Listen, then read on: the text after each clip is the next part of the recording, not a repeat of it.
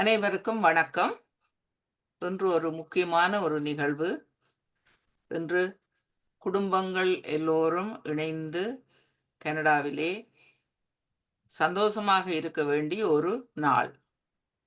இந்த நாளிலே நாங்கள் அமைதியாக எவ்வாறு இந்த குடும்பங்களிலே வாழ்க்கையை கொண்டு போகலாம், அமைதியை எவ்வாறு கொண்டு வரலாம் என்பது பற்றிய ஒரு தேடலை இங்கு நாங்கள் பார்க்க போகின்றோம்.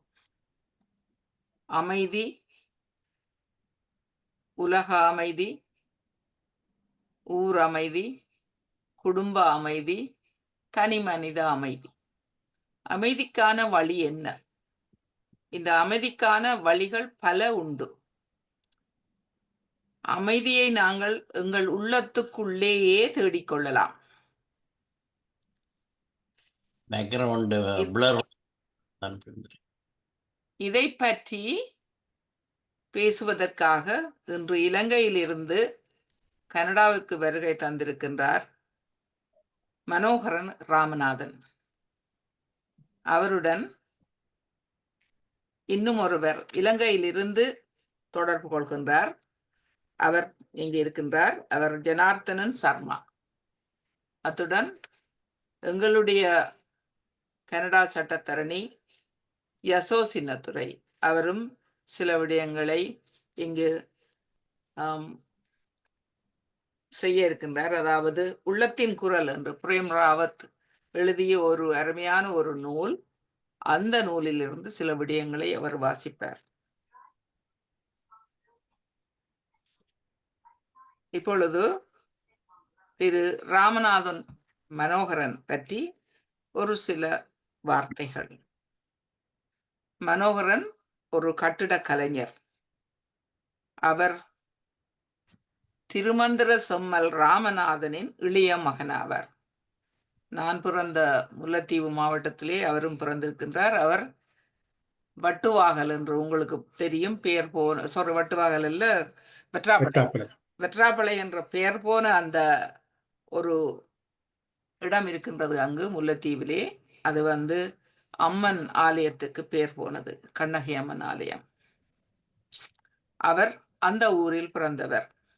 அவருடைய அப்பா ராமநாதன் திருமந்திரம் பற்றிய ஒரு நூல்கள் பல எழுதியிருக்கின்றார். மனோகரன் சுய விருப்பத்தின் நிமித்தம் பிரேம் ராவத் அறக்கட்டளை முன்னெடுக்கும் உள் அமைதியை பற்றிய அமைதிக்கான பாடத்திட்டத்தை ஸ்ரீலங்காவில் நேரடியாகவும் ஜூம் மூலமும் நடத்தி வருகின்றார். யாழ் பல்கலைக்கழகத்தின் மருத்துவ பீடம், கலைப்பீடம், விஞ்ஞான பீடம், ராமநாதன் நுண்கலை கல்லூரி, கிளிநொச்சி அறிவியல் பகுதி,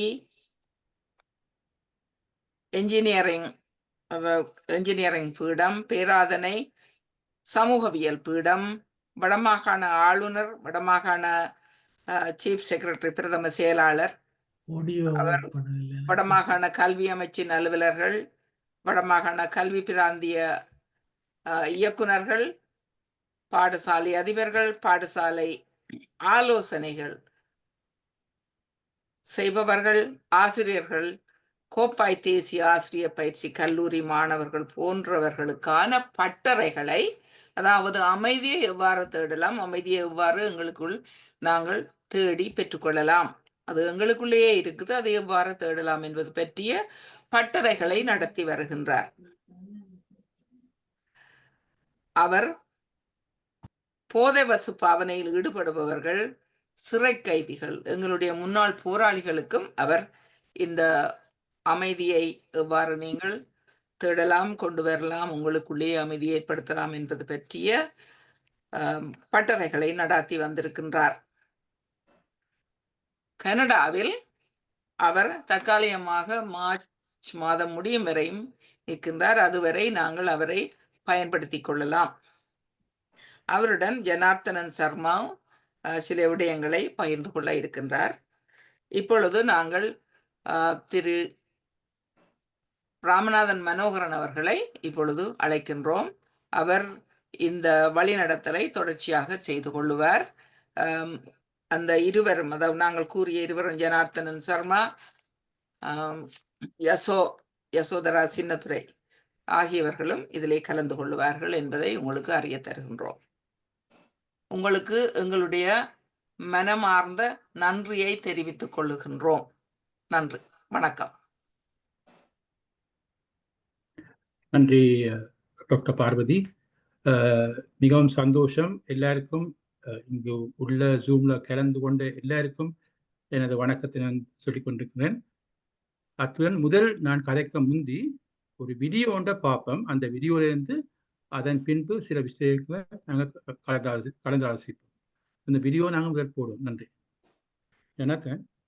ஜனார்த்தன் வீடியோக்களை அவர் போடுவதற்கு உதவி செய்து கொண்டிருப்பார். அவர் வெளியில ப்ரெசன்டேஷன் இருக்காது.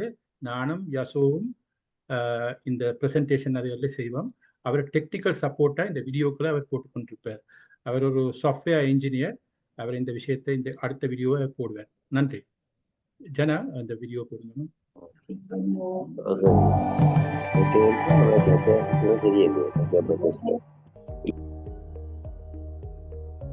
நாங்கள் மனித நேயத்தை மீண்டும் எங்களிடம் எடுத்து வர வேண்டும்.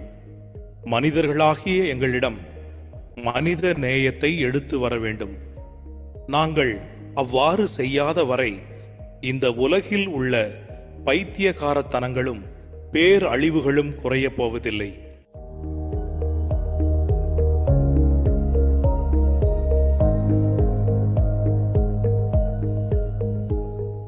குழப்பங்கள் மற்றும் பேரழிவுகளின் மத்தியிலும் கூட ஒரு விளக்கு மிகவும் பிரகாசமாக எரிகிறது.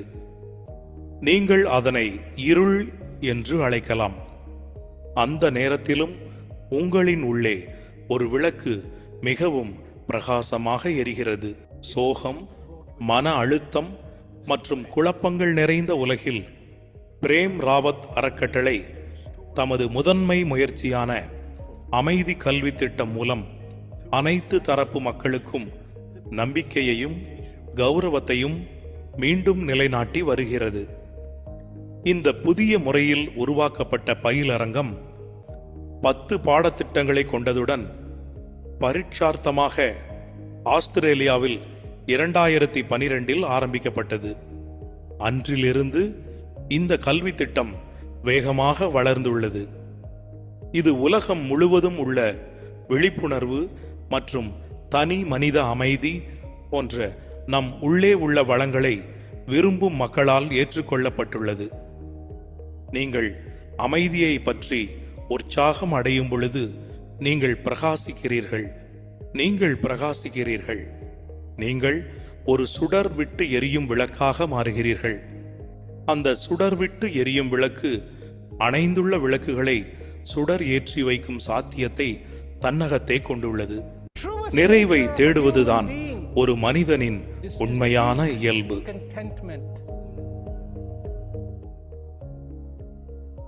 அமைதி என்பது மனிதனின் அடிப்படை உரிமையாகும்.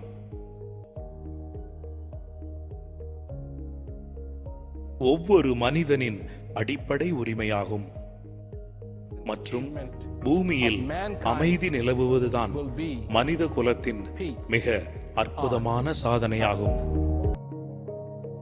நீங்கள் மக்களுக்கு அமைதியை எடுத்து வர விரும்புகிறீர்களே, அதற்கான உங்களது அணுகுமுறை என்ன என மக்கள் என்னிடம் கேட்கும் பொழுது, ஒவ்வொரு மனிதனுக்கும் அமைதியை எடுத்து வருவதுதான் எனது திட்டம் என நான் கூறுகின்றேன்.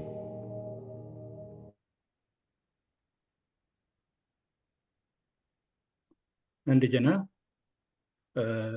நான் சொன்ன மாதிரி அது என்ன, இந்த தலையங்கம் மிகவும் முக்கியமான ஒரு தலையங்கம். உள்ள அமைதியை தேடி இருந்தது, சர்ச்சிங் ஃபார் இன்னர் பீஸ். இது எங்களுடைய எல்லாருடைய வாழ்க்கையிலையும் நீங்க பார்த்தீங்கன்னா, நாங்கள் எல்லாரும் ஏதோ ஒரு கட்டத்துல, இளம் வயசுலேயோ சில பேருக்கு முதுமை வயசுலேயோ ஒரு கட்டத்துல அந்த தேடுதல் தொடங்குது. இந்த வாழ்க்கையில என்னத்தை நாங்கள் அடைய போறோம்ன்றது முதல் நாங்கள் யோசிக்கிறது, ஓகே படிச்சு முடிச்சா அந்த அமைதி இருக்குமெண்டு. இப்போ நாங்கள் படிக்கிறோம், படித்து முடிஞ்சு யூனிவர்சிட்டி என்டர் பண்ணினா எல்லாமே சரியண்டு. அதன் பின்பு யூனிவர்சிட்டி என்டர் பண்ண பிறகு எக்ஸாம் கம்ப்ளீட் பண்ணி கிராஜுவேஷன் முடிஞ்சால் சந்தோஷமாக இருப்போம். அது முடிஞ்ச பிறகு கல்யாணம் முடிக்கணும், குடும்பம் வைக்கணும், பிறகு வேலை ஒன்று தேவை. அவற்றை அடைவதால் நாங்கள் சந்தோஷமாக அமைதியாக வருவோம். அது முடிஞ்ச பிறகு எங்களோட குடும்ப பொறுப்புகளால் நாங்கள் சொல்கிறோம், இந்த குடும்ப பொறுப்புகளை நாங்கள் முடிச்ச பிறகு நாங்கள் அமைதியாக அடைவோம்.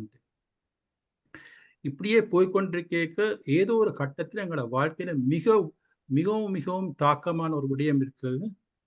இது எங்க இந்த அமைதி என்றது.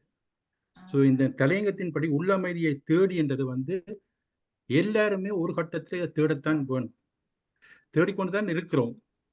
ஆனால் சில நேரத்தில் நாங்கள் பொருட்கள்லையோ எங்களோட அச்சீவ்மெண்ட்ஸ்ல நாங்கள் சில நேரத்தில் நாங்கள் எங்களோட கந்தூர்லேயோ அல்ல நான் சொன்ன மாதிரி எங்களோட குடும்பத்திலேயோ ஏதோ ஒரு இடத்துல நாங்கள் தேடிக்கொண்டு தான் இருந்தாங்க. கடைசியாக இந்த தனி மனித அமைதி என்ற மிகவும் முக்கியமான ஒரு விஷயம். அதை கடைசியாக நாங்கள் எல்லா இடத்துலையும் நாங்கள் தேடிக்கையும் எங்களோட சமயம் சரி அல்லாட்ட எங்களுடைய எத்தனையோ பெரியவர்கள் சொன்ன இதில் எங்களுக்கு தெரியும், இந்த அமைதி எங்களுக்குள்ளதான் இருக்குதுன்னு. அட்ரஸ் தெரியும், எங்களுக்குள்ளேதான் இருக்குன்றது எல்லாரும் சொல்லினோம். ஆனால் அந்த அமைதியை அனுபவ ரீதியில அறிகிறது மிகவும் முக்கியம். நான் சொன்ன மாதிரி என்னுடைய தகப்பனார் திருமந்திரத்துல மிகவும் மிகவும் மிகவும் ஈடுபட்ட ஒருவர். இந்த அமைதியை நாங்கள் பல விதமாக நாங்கள் அடைய ஒன்று பல விதமாக நாங்கள் தேடுறோம். ஆனால் அனுபவ ரீதியில அடைகிறதான் முக்கியம். அதை பற்றி நாங்கள் கதைச்சு கொண்டிருக்கிறோம். அதாவது ஒரு கடையில போய் ஒரு மெனு கார்டை எடுத்து மெனு கார்டையே வாசிச்சு கொண்டிருக்கிற மொழிய இந்த சாப்பாட்டை நாங்கள் சாப்பிட்ட மாதிரி தெரியல.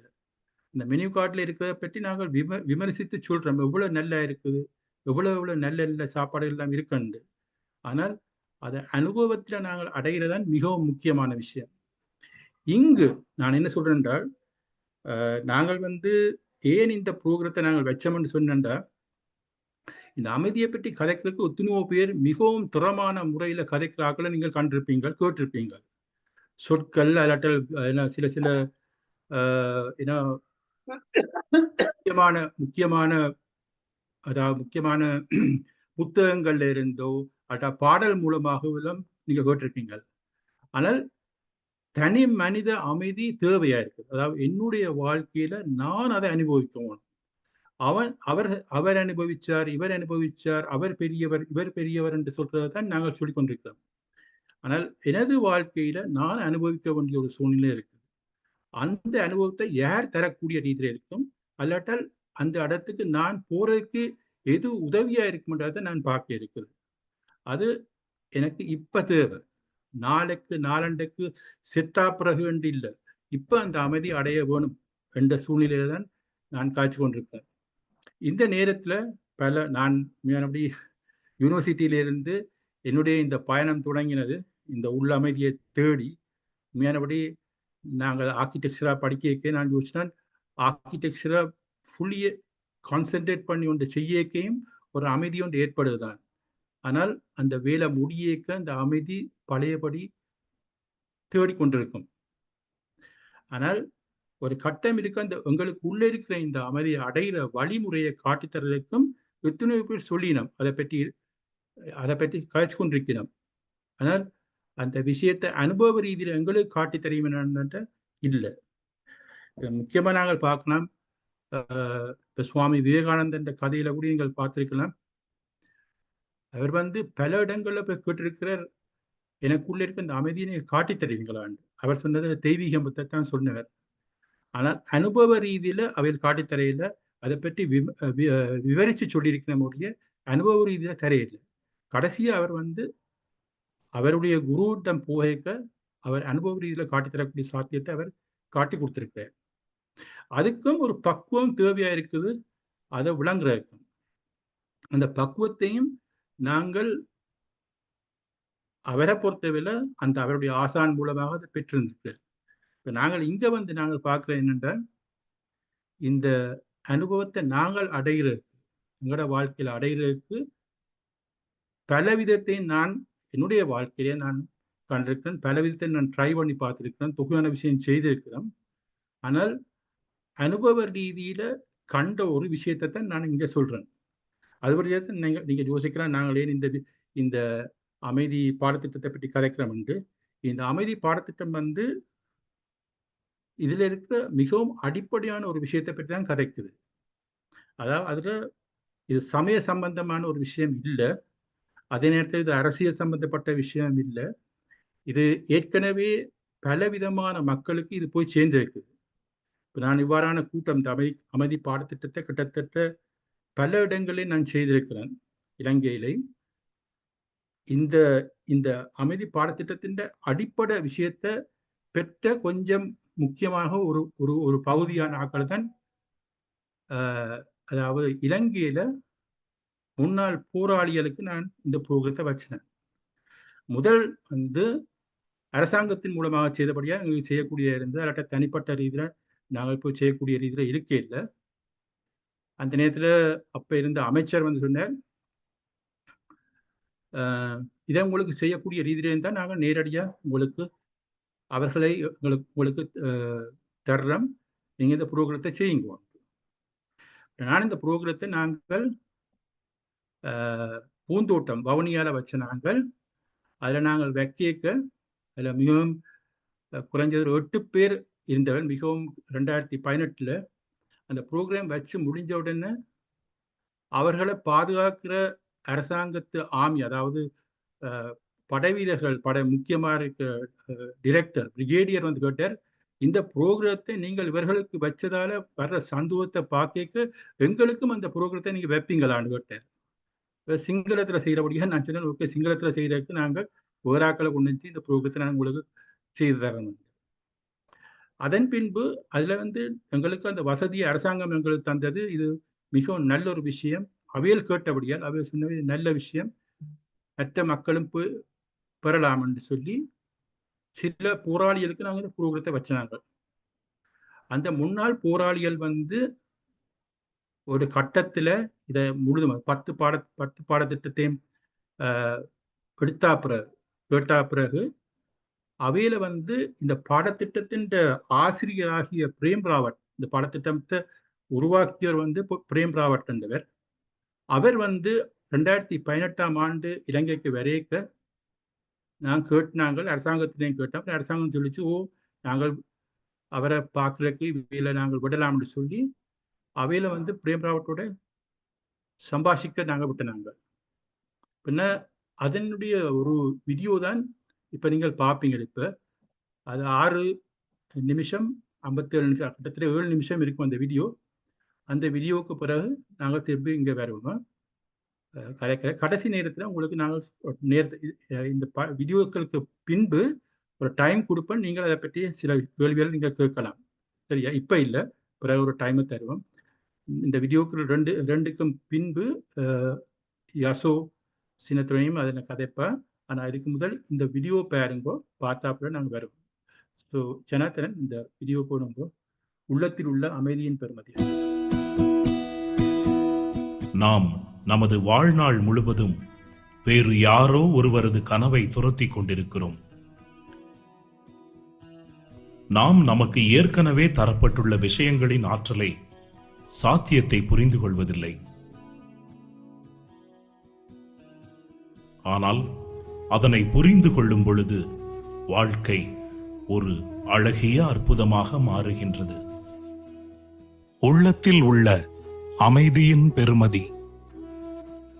25 வருடங்களுக்கு மேலாக தென் ஆசியாவில் உள்ள சிறிய தீவான ஸ்ரீலங்கா உள்நாட்டு யுத்தத்தினாலே பாதிக்கப்பட்டிருந்தது.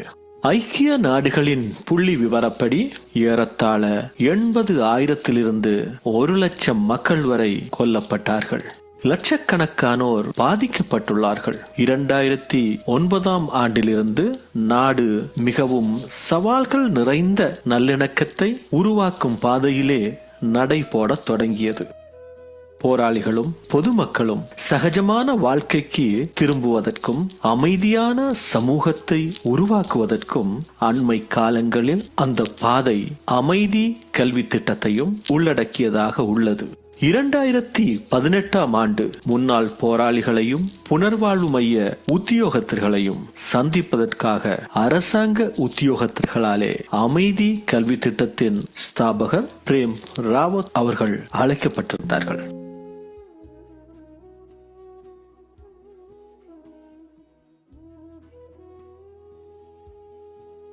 எவ்வாறு இருக்கிறீர்கள்? நீங்கள் எல்லோரும் இங்கு வந்ததையிட்டு நான் மிகவும் மகிழ்ச்சி அடைகின்றேன். நீங்கள் தேடுகின்ற அந்த நிறைவு உண்மையிலே உங்களின் உள்ளே உள்ளது. இது உங்களை நீங்கள் புரிந்து கொள்வது பற்றியது.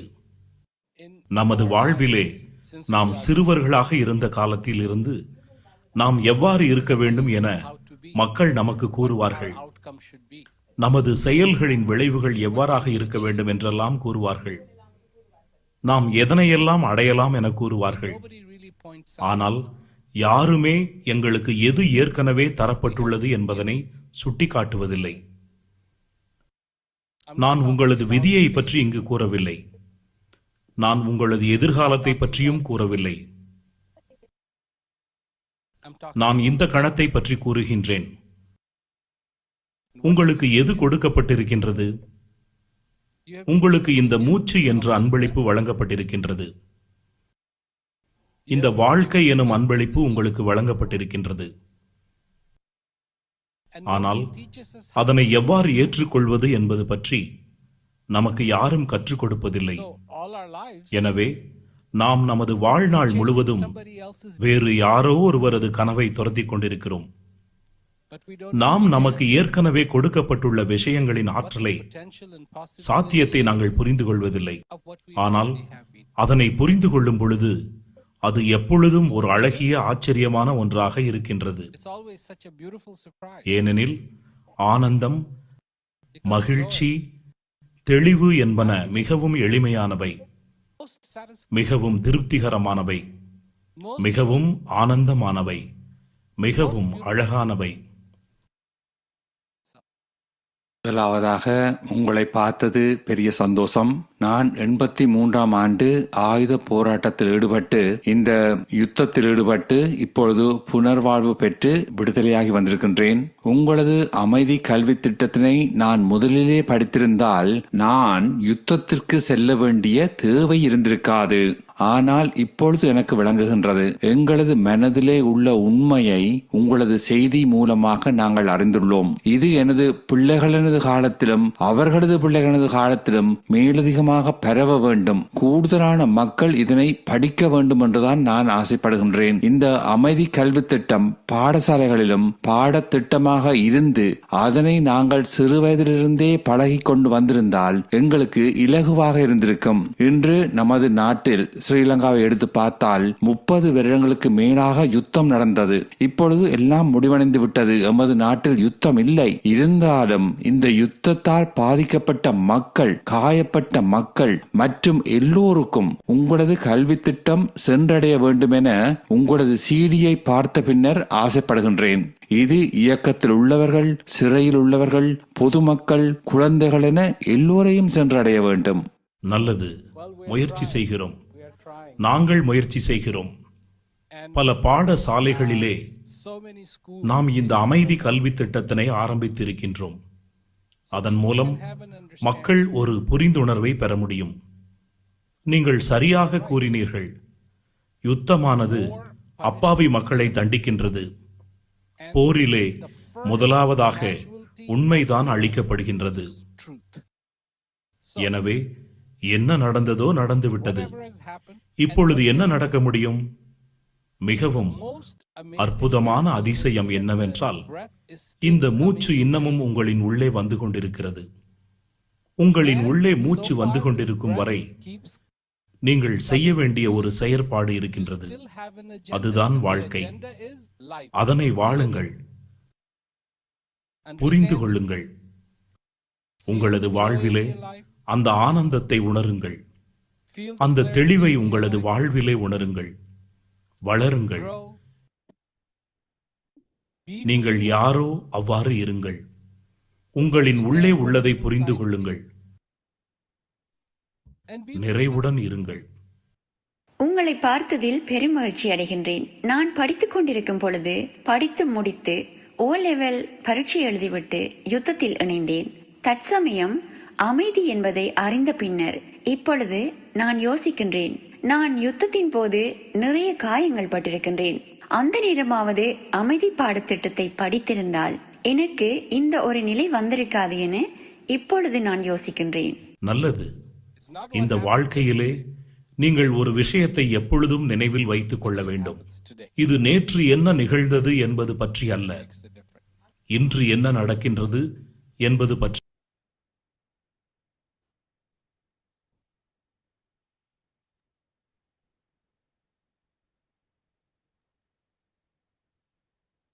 அடுத்ததாக இந்த வீடியோ ஜனா முடிஞ்சது அந்த வீடியோ.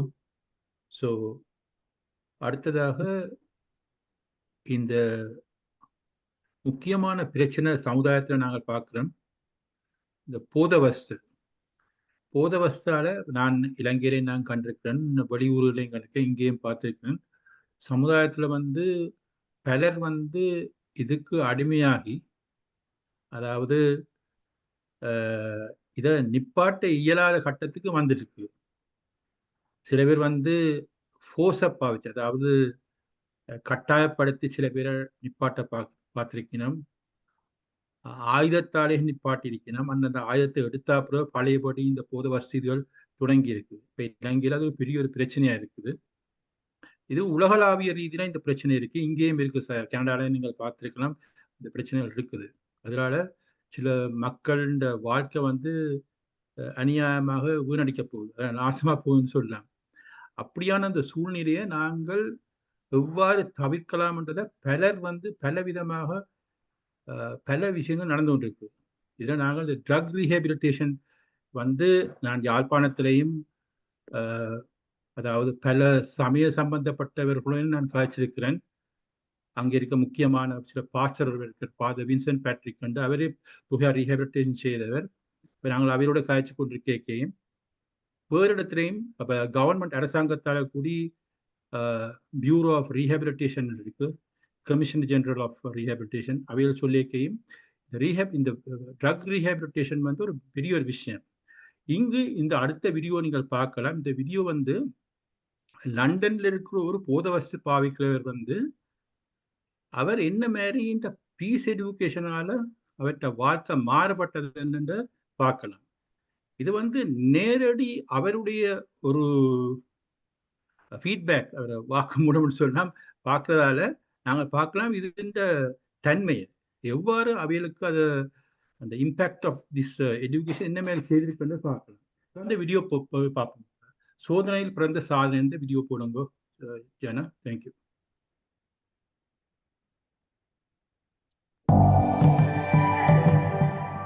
இளம் வயதில் போதைப் பொருளுக்கு அடிமையாகி வீடு வாசலை இழந்த ஒரு இளைஞன் சிறையில் இருந்த காலத்தில் அமைதி கல்வி திட்டத்தில் பங்கு பெற்றி தனது நம்பிக்கை இழந்த வாழ்க்கையை எவ்வாறு முற்றுமுழுதாக மாற்றி அமைத்தான் என்பதுதான் இந்த சோதனையில் பிறந்த சாதனை. இன்று மற்ற கைதிகளுக்கும் மற்றும் அனைவருக்கும் நன்மை அளிக்கும் வகையில் தனது அனுபவத்தை பகிர்ந்து கொள்ளும் அவரது கதையை இந்த வீடியோவில் பார்க்கலாம்.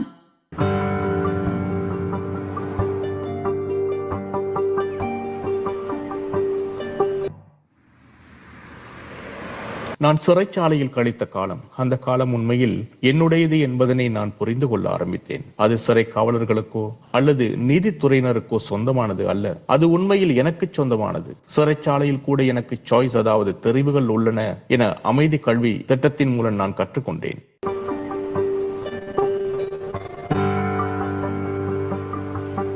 என் பெயர் பில்லா, எனக்கு 43 வயது. இங்கிலாந்தின் வடக்கில் உள்ள பிரெட்ஃபோர்டில் பிறந்தேன். சாதாரணமாக எல்லோரையும் போலவே என்னையும் நன்றாக வளர்த்தார்கள். இருப்பினும் ஏதோ ஒன்று குறைவது போல இருந்தது. எனக்கு 13 வயதாக இருந்த பொழுதிலிருந்து நான் மது மற்றும் சிகரெட் புகைப்பிடிக்க ஆரம்பித்தேன்.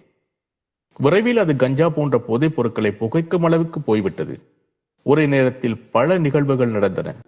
எனது காதலி என்னை விட்டு பிரிந்து சென்று விட்டாள்.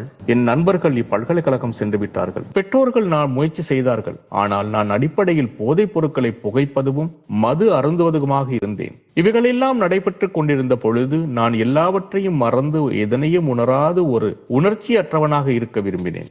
அங்குதான் எனக்கு ஹெரோயின் என்னும் போதைப் பொருளின் பழக்கம் முதல் முறையாக ஏற்பட்டது.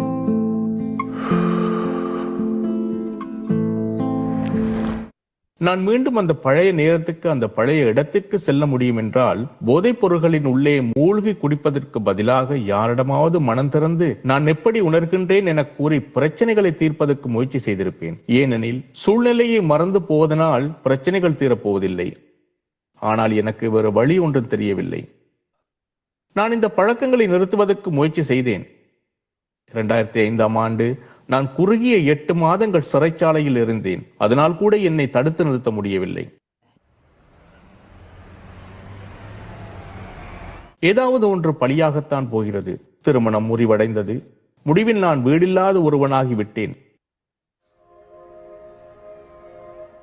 நான் கஷ்டப்பட்டு நித்திரை செய்ய வேண்டியிருந்த அந்த மிகவும் மோசமான இரவு எனக்கு எப்போதும் நினைவில் இருக்கும். அது ஒரு பூங்கா. பூங்காவில் 2 புதர்களுக்கு இடையில் தூங்க வேண்டியிருந்தது. அன்று இரவு எனது சட்டையை கழற்றி அதுக்கு தீமூட்டி நான் குளிர்காய வேண்டியிருந்தது. நான் நொறுங்கி போனவன் போல உணர்ந்தேன். நம்பிக்கையை இழந்த நிலையில், நண்பர்களை இழந்த நிலையில், குடும்பத்தினர் யாரும் அருகில் இல்லாத சூழ்நிலையில் நான் தனிமைப்படுத்தப்பட்டேன். நானே என்னை அழிப்பது போன்ற அழிவின் பாதையை நோக்கி மேலும் சென்று கொண்டிருந்தேன்.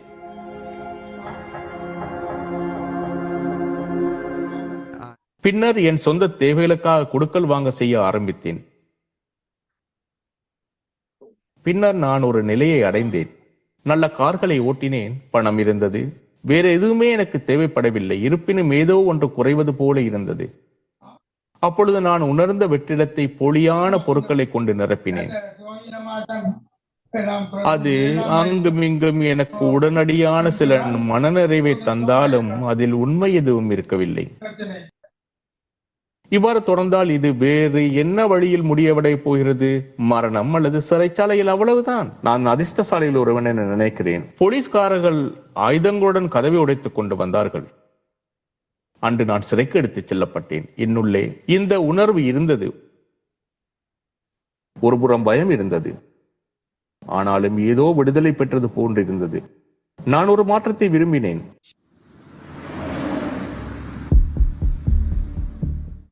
அப்பொழுது அதிகம் யோசித்தது எனக்கு நன்றாக நினைவிருக்கிறது. நான் என்னுள்ளே எவ்வளவுதான் நொறுங்கி போய் இருப்பதாக உணர்ந்தாலும் நான் நிலைமையை எதிர்கொண்டாக வேண்டும். நான் பயத்தை வழிகாட்டக்கூடாது. நான் சிறைக்கு செல்கின்றேன். ஏனெனில் அங்கு சூழல் எவ்வாறு உள்ளதென்றால் எந்த ஒரு கணத்திலும் ஏதாவது ஒரு வன்முறையை அல்லது சண்டை ஏற்படலாம். போதைப் பொருட்களுக்கு நீங்கள் பணத்தை செலுத்தாததால் தாங்களே தயார் செய்த ஒரு கத்தினாலே யாராவது உங்களை குத்திவிடலாம், அல்லது யாராவது பணம் கொடுத்து உங்களை தாக்கச் சொல்லலாம்.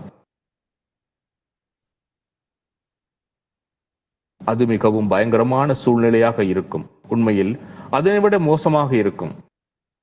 உளவியல் ரீதியாகவும் அது தாக்கத்தை ஏற்படுத்தும். ஏனெனில் சிறைகளில் உளவியல் மனநல பிரச்சனைகள் உள்ளன. இலகுவாக பாதிப்படையக்கூடிய மக்கள் துஷ்பிரயோகம் செய்யப்படுகிறார்கள். ஒரு நாள் காலை நான் எனது போதையை குணப்படுத்துவதற்கான மருந்திற்காக காத்திருந்த பொழுது நான் அமைதி கல்வி திட்டத்தினது ஒரு சுவரொட்டியை பார்த்தேன். ஏதோ ஒரு காரணத்தினால் என் கண்ணில் பட்டது. அதில் அமைதி, கண்ணியம் மற்றும் உள் வலிமை போன்ற வார்த்தைகள் இருந்தன. அவற்றில் சில எனக்கும் கிடைத்தால் நல்லது என நினைத்தேன். நான் அதற்கான விண்ணப்ப படிவத்தை பூர்த்தி செய்தேன். சில வாரங்களுக்குள் நான் எனது முதலாவது பாடத்தில் கலந்து கொண்டேன். இந்த காணொளிகள் போன்ற வீடியோக்கள் எங்களுக்கு காண்பிக்கப்பட்டன. அதில் அமைதியின் தூதர் உரையாற்றினார். இப்பொழுது அவர்தான் பிரேம் ராவத் என எனக்கு தெரியும். அவர் எல்லோரிடமும் ஒரு கேள்வி கேட்டார். அது என்னவென்றால், ஒருவர் சராசரியாக 70 ஆண்டுகள் வாழ்ந்தால் நீங்கள் எத்தனை நாட்களுக்கு உயிர் வாழ்வீர்கள் என நினைக்கிறீர்கள் என்பதுதான் அந்த கேள்வி. சராசரியாக ஒரு மனிதன் 70 ஆண்டுகள் வாழ்ந்தால் இத்தனை நாட்கள் தான் கிடைக்கும். 25,550 நாட்கள், அவ்வளவுதான். அந்த நேரத்தில் அந்த ஒரு சிறிய தகவல் என்னை ஏதோ செய்தது. எனக்கு நினைவிருக்கின்றது.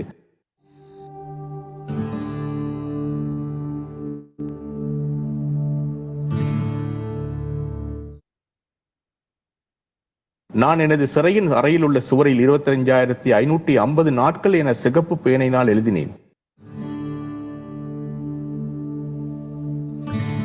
நாளைய நாள் எப்படி இருக்கும்?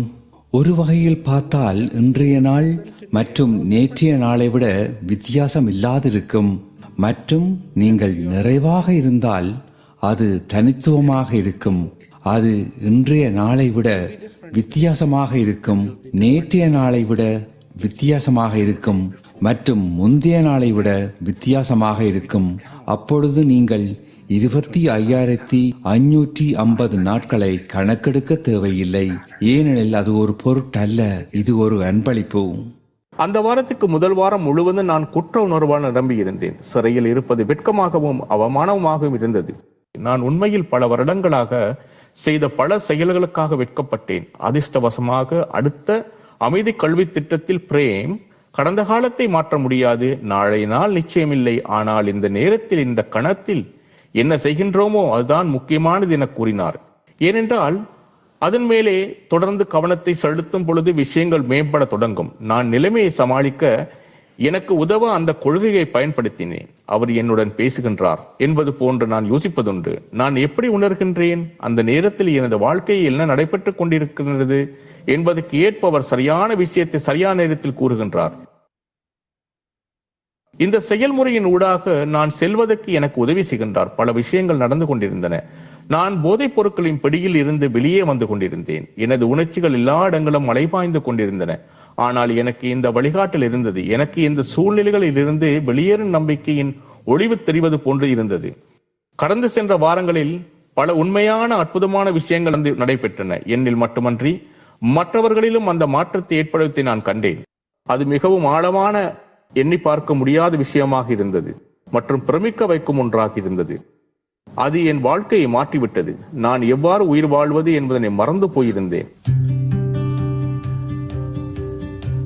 நான் என்னுள் இருந்த வெறுமையான இடத்தை நிரப்புவதற்கு பல வருடங்கள் முயற்சி செய்தேன். இப்பொழுது நான் மிகவும் நேர்மறையான ஒன்றால் அதனை நிரப்புகின்றேன், அற்புதமான ஒன்றால் நிரப்புகின்றேன். எனது வாழ்க்கையை அதில் தங்கி இருப்பது போல இந்த அமைதி கல்வி பற்றி பிடித்துக் கொண்டிருந்தேன். நான் சிறையிலே மற்ற கைதிகளுக்கு உதவி செய்யும் ஒருவராக மாறினேன். எழுத வாசிப்பதில் குறைபாடு உள்ளவர்களுக்கு நான் உதவி செய்தேன். நான் சிறைச்சாலையில் இருந்து கைதிகள் வெளியே செல்லும் பொழுது அவர்கள் சமுதாயத்தில் தன்னார்வ தொண்டுகள் செய்வதன் மேல் கவனம் செலுத்த எனது நேரத்தை கொடுத்தேன். 7 அக்டோபர் 2020 சிறையில் இருந்து வெளியே வந்தது எனக்கு நினைவிருக்கிறது. அன்று இரவு நான் எங்கே நித்திரை கொள்வேன் எனக்கு தெரியாதிருந்தது. ஆனால் என்னிடம் அந்த முக்கியமான விஷயம் இருந்தது. நான் சரியான இடத்தில் இருந்தேன். அது மற்ற எல்லாவற்றையும் விட மதிப்புமிக்கதாக இருந்தது.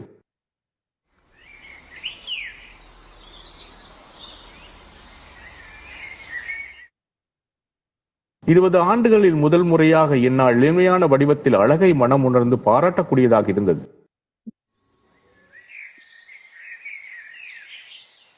நான் சிறைச்சாலையில் இருந்து விடுவிக்கப்பட்ட நாளிலிருந்து நான் மேலும் மேலும் வலிமை அடைந்தேன். சிறை கைதிகளுக்கு உதவும் முகமாக வானொலியில் ஒரு பாட்காஸ்ட் நிகழ்ச்சியை ஆரம்பித்தேன். அதில் நான் எனது கதையை, எனது பயணத்தை அவர்களுக்கு கூறினேன். அதன் மூலம் சில வேளைகளில் அது மேலும் ஒரு சிறை கைதிக்கு உதவியாக இருக்க முடியும். எங்கள் அனைவருக்கும் சவால்கள், தடைகள் உள்ளன. நாங்கள் அவற்றை தாண்டி வருகின்றோம். ஆனால் முடிவில் எல்லாமே உங்களிலிருந்து தான் ஆரம்பிக்க வேண்டும்.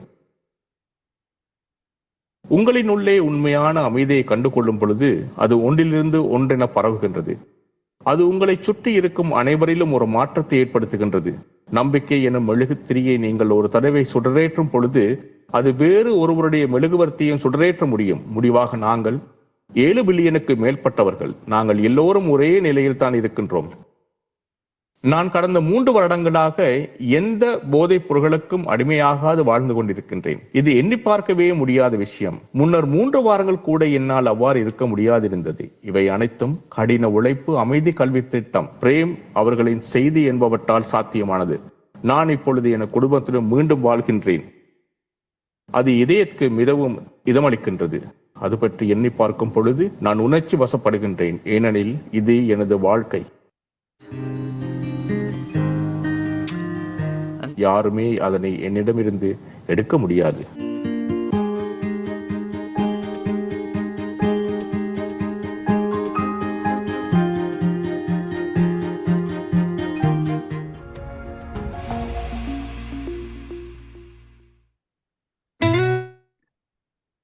இதனால் ஒரு தனி மனிதனுடைய அமைதி அவன் அடைவது பெரிய ஒரு விடயம், வாழ்க்கையிலே ஒரு பெரிய விஷயம். அது ஒருவருக்கு நடந்ததை நாங்கள் நேரடியாக பார்க்கக்கூடிய இருந்தது.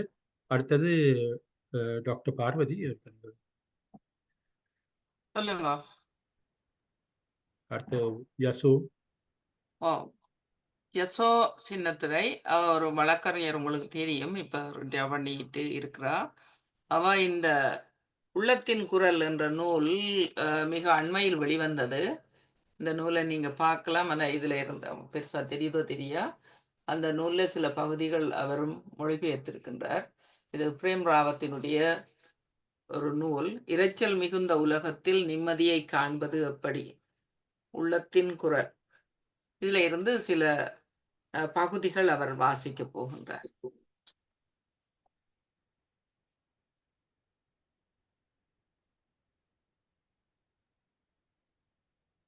யசோ, யசோ இருக்கிறீங்களா? நீங்க அன்மியூட் பண்ணுங்க. அவதான் அன்மியூட் பண்ணணும். ஓகே, மன்னிக்கவும், நான் அன்மியூட் பண்ண மறந்துட்டேன். வணக்கம் எல்லோருக்கும். ஃபேமிலி டேயில உங்களது சில வாழ்க்கையின் சில நிமிஷங்களை எங்களோட பயிர வந்ததுக்கு மிகவும் நன்றி. நான் பேச வர இல்லை, ஆனால் இந்த இரைச்சல் மிகுந்த இந்த உலகத்துல நிம்மதியை காண்பது எப்படி என்றது இந்த புத்தகத்தை வாசிக்கும் பொழுது எனக்கு அது உதவியாக இருந்தது. ஆனபடியினால நான் அதை உங்களுடன் பயிர்வதற்கு 3 தொடக்கம் 4 நிமிஷம் அவ்வளவுதான் அதை வாசிக்கிறதுக்கு வந்திருக்கிறேன். நீங்கள் பொறுமையாக கேட்பீர்கள் என்று நம்புகிறேன். நன்றி. நமது நேரம் மிகவும் விலை மதிக்கவே முடியாதது. நமது வாழ்வில் எஞ்சியுள்ள காலம் எவ்வளவு என்பது யாருக்கு தெரியும்? தினமும் நமக்கு உயிரென்னும் இந்த அற்புதமான பரிசு கிடைக்கிறது. நம்மால் முடிந்தவரை ஒவ்வொரு கணத்தையும் சிறப்பாக வாழ்வதை உறுதிப்படுத்துவதே நமக்கு இருக்கும் மிகப்பெரிய பொறுப்பாகும். அப்படி வாழ்ந்தால் இந்த வாழ்க்கை பூத்து குலுங்கும். கஷ்டமான காலங்களில் கூட நம்மால் புனிதமான ஆனந்தத்தை அனுபவிக்க முடியும். நம் நேரத்தை முடிந்தவரை முழுமையாக பயன்படுத்தி கொள்ள நமக்கு அவசியமானவற்றில் மட்டுமே கவனம் செலுத்த வேண்டும். நாம் உண்மையாக எதை செய்ய வேண்டும் என்பதிலும் நமக்கு எது நிறைவை தரும் என்பதிலுமே கவனம் செலுத்த வேண்டும். மற்ற அனைத்தும் இரைச்சல் தான். ஒவ்வொரு நாளுக்குமான எமது நிகழ்ச்சி நிரல் தெளிவாக இருக்க வேண்டும் என்று நான் விரும்புகிறேன். அதாவது இன்றைய நாளுக்கான திட்டம் ஆனந்தமாக இருப்பதே. இன்றைய நாளுக்கான திட்டம் கருணையுடன் இருப்பதே. இன்றைய நாளுக்கான திட்டம் நிறைவுடன் இருப்பதே. இன்றைய நாளுக்கான திட்டம் அன்பாக இருப்பதே. இவை எல்லாவற்றிற்கும் மேலாக இன்றைய நாளுக்கான திட்டம் அமைதியில் வாழ்வதே. அன்றாட நடைமுறைக்கு தேவையான விஷயங்கள் இடையூறாக வரக்கூடும், ஆனால் அவை எதுவுமே வாழ்வை முழுமையாக வாழ வேண்டும் என்ற நமது முன்னுரிமையிலிருந்து கவனத்தை திசை திருப்பக்கூடாது. உங்களால் இதை எளிதாக புரிந்து கொள்ள முடியும். நீங்கள் உறக்கத்திலிருந்து எழுந்திருக்கிறீர்கள். மெதுவாக கண்களை திறக்கிறீர்கள். கொட்டாவி விடுகிறீர்கள். சோம்பல் முறிக்கிறீர்கள்.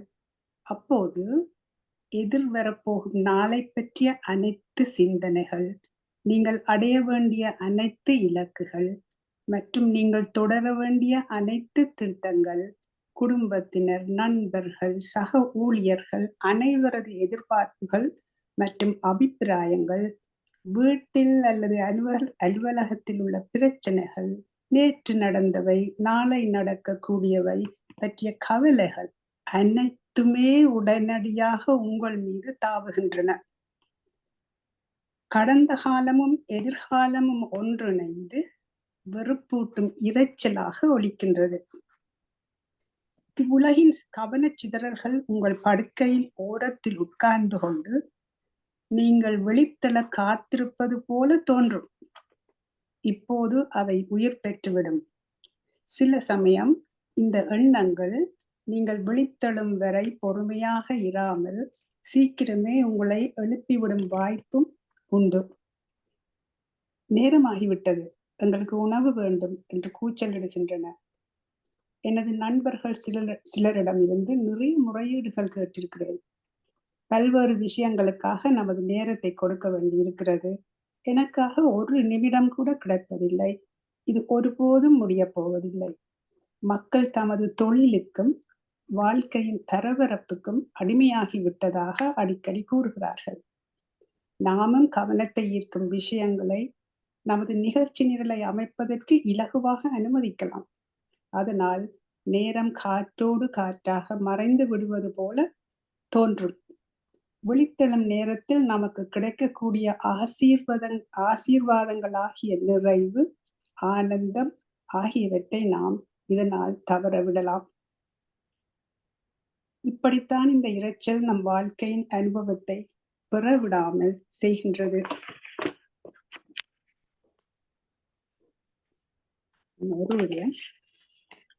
இந்த மன்னிப்பை பற்றி ஒரு வித்தியாசமான ஒரு கண்ணோட்டம்.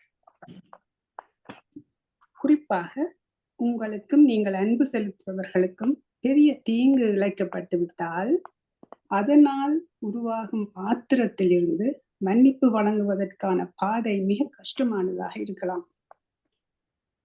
மன்னிப்பு என்பதை மற்றவர்கள் நமக்கு இழைத்த தீங்கை கோழைத்தனமாக ஏற்றுக்கொள்வது என்று பார்க்காமல் வேதனையிலிருந்து நம்மை விடுவிப்பதற்கான ஒரு தைரியமான வழி என்று நோக்கினால் ஒரு முக்கியமான புதிய திருப்பத்தை காணலாம். சில செயல்கள் மிக மோசமானவையாக, மிகவும் தீங்கு விளைவிப்பனவாக, மிகவும் கொடூரமானவையாக, வெறுக்கத்தக்கதாக இருப்பதால் நம்மால் அவற்றை ஏற்றுக்கொள்ள முடியாது. கட்டாயமாக நீதிக்கு உட்படுத்தப்பட வேண்டும். மன்னிப்பு என்பது நடைபெற்ற செயல் நம்மை தொடர்ந்து பாதிக்காமல் இருப்பதற்கு அச்செயலுக்கும் நமக்கும் உள்ள தொடர்பை துண்டிப்பதாகும். மன்னிப்பானது குற்றவாளியை அவருடைய குற்றத்துக்கான பொறுப்பிலிருந்து விடுவிப்பதில்லை, குற்றமிழைத்தவரிடமிருந்து நம்மை விடுவிக்கின்றது. போர்களில் இருந்து தப்பி பிழைத்த பலரை நான் சந்தித்திருக்கிறேன். அவர்களின் சில கதைகள் என்னை கண்கலங்க வைத்தன. போர்களில் கொல்லப்பட்டவர்களின் பிள்ளைகளும் தமது இதயங்களில் பழிவாங்கும் எண்ணத்துடன் வளரக்கூடும். இத்தகைய வேதனை அளிக்கும் சம்பவங்கள் காரணமாக நாம் சுமந்து செல்லும் உணர்வுகளில் இருந்து விடுபடுவது ஒருபோதும் எளிதானதல்ல. ஆனால் நான் பாதிக்கப்பட்டவன் என்ற நிலையிலிருந்து சற்று விலகும் போது வேதனையின் பாதிப்பிலிருந்து தப்புவதற்கான முதல் அடியை நாம் எடுத்து வைக்கின்றோம். இது காணும் என்று நினைக்கிறேன். நன்றி. நன்றி யசோ. இப்பொழுது மனோகரன் தொடர்பார். ஓகே, நன்றி. நான் நினைக்கிறேன் இப்ப நாங்கள் அடுத்த வீடியோ போட முந்தி யாராவது சில விஷயங்களை கதைக்க விருப்பமானாக்கள் சுருக்கமாக யாராவது சொல்ல விருப்பம்ன்றா கதைச்சிட்டு நாங்கள் பிறகு அந்த அடுத்த வீடியோ போடுவோம். நாங்கள் ஒரு 10 நிமிஷம் நாங்கள் தர்றோம். யாராவது சொல்ல விருப்பமானாக்கள் சொல்லலாம். கையை ஊற்றி சொல்லலாம். ராஜினி இல்ல, அவ இல்ல. நீங்க கை இது சம்பந்தமாக நீங்க கை உயர்த்தலாம். கை உயர்த்தியவர்கள் முடிந்த பின்னர் மற்றவர்கள். கையெழுத்திய யாரும் இருக்கிறீர்களா? இதுல காணியில் கேள்வி கேட்க யாராவது இருக்கிறீர்களா? அருணா 92 கை உயர்த்தியிருக்கிறார். சரி, கேளுங்கள் அருணா. என்னன்னு சொன்னா, இப்ப அந்த புக்ல ரீட் பண்ணினது என்ன பேஜ்ன்னு சொன்னா எங்களுக்கு டக்கண்டு நாங்களும் பார்க்கலாம். புக் இருக்கிறாக்கள் இப்ப யசோ சின்னத்துல ரீட் பண்ணினவ எல்லாம் அதுல அவ மென்ஷன் பண்ணினாண்டா அவ போல இன்னும் தொடர்ந்து வரைக்குள்ள அப்படி பேஜஸ் சொன்னா நாங்களும் பார்க்கலாம். பக்கம் சொல்லி வாசிச்சாலோ அது. ஆனா என்ன சொல்லுங்க, நான் போர் அடிக்க விரும்பல. அதான் பள்ளிக்கூடத்துல டீச்சர் சொல்ற மாதிரி Yeah, yeah. I இல்ல, understand. I இது understand. சின்ன Thank you. புத்தகம் தான். நீங்கள் வாசிக்கிறதுக்கு அவ்வளவு இல்ல, இல்ல, என்னடையும் பிரச்சனை இருக்குது. இருக்காது. இந்த நூலை நான் என்னடையும் காட்டுறோம். இருக்குது. அப்ப அந்த பேஜஸ் சொன்னா நாங்களும் இன்னும் கொஞ்சம் அந்த புத்தகத்தை பார்க்க கூட விளங்குதா, கூட ஆனா அண்டர்ஸ்டாண்ட். புத்தகம் இல்லாத ஆட்களுக்கும் ஒரு வழி சொல்லுங்க. ஓகே, நீங்க நீங்க இந்த புத்தகத்தை நீங்க பாருங்க. இப்ப இதுல நான் காட்டுறேன். இந்த புத்தகம் உங்களுக்கு தெரியுதோ தெரியல. இந்த புத்தகம் வந்து சின்ன பெரிய எழுத்துக்களால் எழுதப்பட்டிருக்கு. வயசு போனவையெல்லாம் வாசிக்கக்கூடிய பெரிய எழுத்துக்கள். மிக அற்புதமான மொழிபெயர்ப்பு. என்னடா உள்ளத்தின் குரல், எங்கட உள்ளத்துக்குள்ள எங்கட மனதுக்குள்ளேயே இருக்கிற அந்த குரல், அதைத்தான் நாங்க தேடி பார்க்க வேணும். அப்ப இரைச்சல் மிகுந்த உலகத்தில் நிம்மதியை காண்பது எப்படி, எங்கட உள்ளத்தின் குரலுக்கு கூடாகவே நாங்கள் பார்க்கலாம். இந்த புத்தகம் தெளிவாக சொல்லுது. நீங்க இந்த புத்தகத்தை நான் இப்படி காட்டைக்கு அது தலைகளா நிக்கிற மாதிரி நிக்குது. சரியா இருக்குது. நான் வாசிச்சது பக்கம் 1, தொடங்கினது பக்கம் 1. என்னடா அதுதான் எனக்கு மனசுக்கு பிடிச்சது. அந்த பிரயாணத்தின் முதல் பக்கம் 1. ஜீதோசன் ராஜேஸ்வரன் கேட்கிறார் ஒரு கேள்வி. ராஜேஸ்வரன் இருக்கிறான் கேக்குதா? ஆமாம், இவரும் ஐயா மனோகரன் அவர்களுக்கு எனது வணக்கம். வணக்கம். எங்களுக்கு அமைதி பற்றிய இந்த கருத்தரங்கில் அமைதியின்மை ஒன்று ஏற்பட்டிருக்கிறது. நீங்கள் வட்டாப்பிழையை சேர்ந்தவர் என்ற காரணத்தினால் நாங்கள் யார் யார் என்று அமைதி குலைந்து போயிருக்கின்றோம். இந்த நிகழ்ச்சியின் முடிவில் விளங்கப்படுத்துங்கள். ஒன்று, நாங்கள் தண்ணீரிட்டை சேர்ந்தபடியினால் சிவானந்த மாஸ்டர் உடனே கோல் பண்ணி கேட்டார், யார் உங்களுக்கு தெரியுமான்னு என்னை கேட்டார். ஆனபடினால அந்த பூர்வீகத்தை ஒரு கால் விளங்கப்படுத்தும்படி கேட்டுக்கொள்கின்றேன். இரண்டாவது கேள்வி, இந்த போராட்டம் சம்பந்தமாக போராட்டத்தில் ஈடுபட்டவர்களும் இங்கே கருத்துக்களை கூறியிருந்தார்கள். அமைதி வகுப்பில் கலந்து கொண்டு போராட்டம் தொடங்குவதற்கு இங்கு கருத்து கூறியவர்கள் எத்தனையாம் ஆண்டு பிறந்தார்கள் என்று எனக்கும் தெரியவில்லை. போராட்டம் தொடங்குவதற்கு அடிப்படை காரணமாக அமைந்தது அந்த இளைஞர்களை அமைதியின்மைக்கு உட்படுத்தியது காரணம். 1972ஆம் ஆண்டில் வந்த அரசாங்கம் கொண்டு வந்த தரப்படுத்தல் அப்பொழுது ஒரு தீவிரத்தன்மையை ஏற்படுத்துகின்றது. அந்த தீவிரத்தன்மையை ஏற்படுத்தியதன் காரணமாகத்தான் தமிழ் இளைஞர்கள் போராட்டத்திற்கு முற்படுகிறார்கள். அவர்களுக்கு கல்வியில் வாய்ப்பு கிடைக்கவில்லை, வேலை இல்லை, இதைவிட பல காரணங்கள் தொன்று வந்திருக்கின்றன, அரசியல் காரணங்கள். அப்ப அந்த அரசியல் காரணங்களால் அமைதியின்மையை குலைப்பவர்களுக்கு நீங்கள் ஏன் வகுப்படுக்கவில்லை? சரியா? சரி, நன்றி. மற்ற நான் நீங்கள் ஒரு முதல் கேள்விக்கு நான் இன்னும் ஒரு ஆள் கேள்வி கேட்க போறோம். அந்த கேள்வியை கேட்டு போட்டு நீங்கள் சேர்த்து சொல்லலாம். சரோஜினி. வணக்கம் எல்லாருக்கும். நான் கேட்குறேன், இந்த உள்ளத்தின் குரல் என்ற புத்தகம் அநேகமாக இருக்கு எல்லார்கிட்டையும். இந்த புத்தகம் எங்கே எடுக்கலாம், வாங்கலாம்? யசோ சொல்லுங்க, இங்கே எங்கே எடுக்கலாம்? நாங்கள் ஒரு கூட்டம் வச்ச வேலை, அந்த கூட்டத்துல தான் நாங்கள் போய் வாங்கினோம் இந்த புத்தகம்.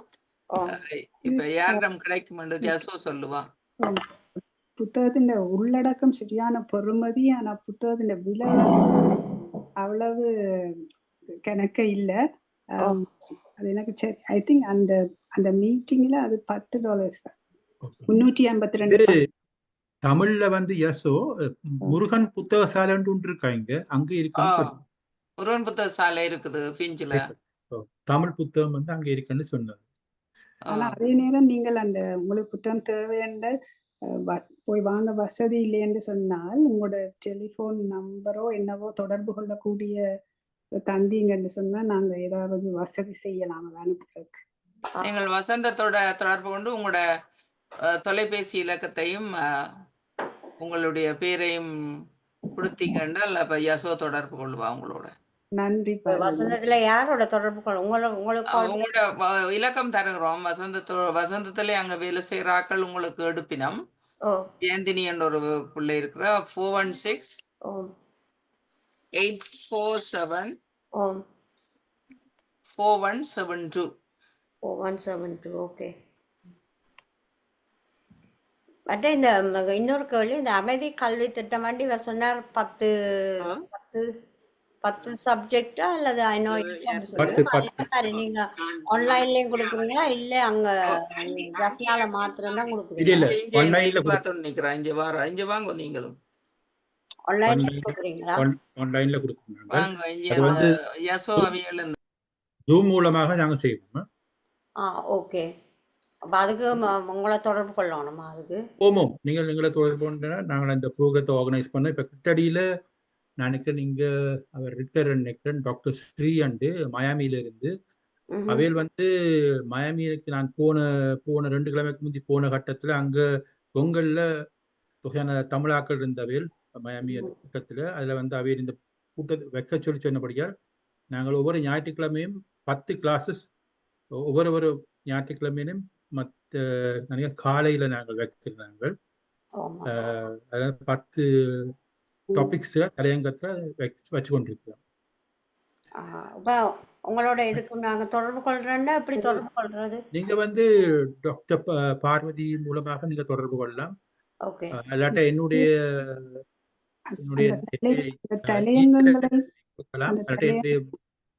சரியா சொல்லி 10 பாடத்திட்டத்தின் தலையங்கங்களை சொல்லலாம்.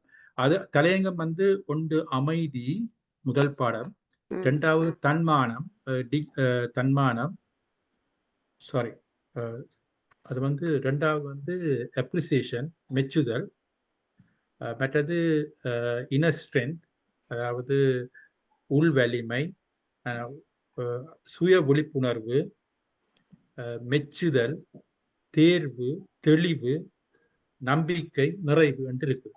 இந்த 10 பாடத்திட்டங்கள் 10 தலையங்கத்தோட அந்த கிளாஸ் இருக்குது.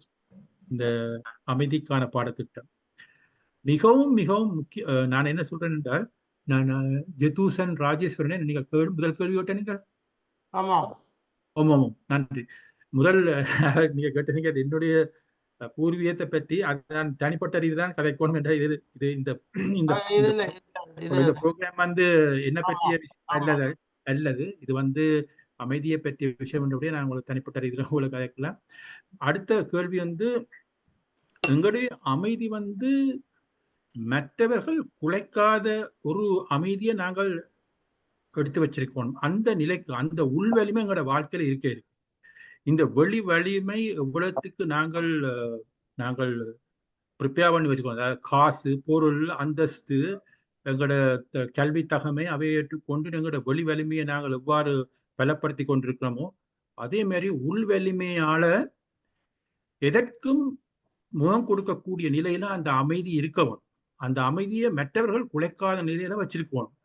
தனி மனித அமைதி என்றது வந்து அந்த தலையங்கமே அதுதான். தனி மனித அமைதி வந்து இப்ப ஒரு குடும்பத்துல இருக்கிற முக்கியமாக இப்ப இங்க எனக்கு தெரியாது, ஆனா அங்க முக்கியமாக பெண்கள் வந்து மிகவும் பிரச்சனையான சூழ்நிலையில இருக்கேக்கு யார்கிட்ட போகணும் எங்க போகணும்னு தெரியாத நிலையிலையும் இந்த தனி மனித அமைதியை அடைந்து அந்த வலிமை இருக்கிறவர் வந்து அவர்களை ஒரு காலம் அவர்கள அமைதியை குலைக்க இயலாது. அவர்கள வெளியில அவர்களுடைய பரிணமிப்பு வந்து அன்பாகத்தான் இருக்கவும்.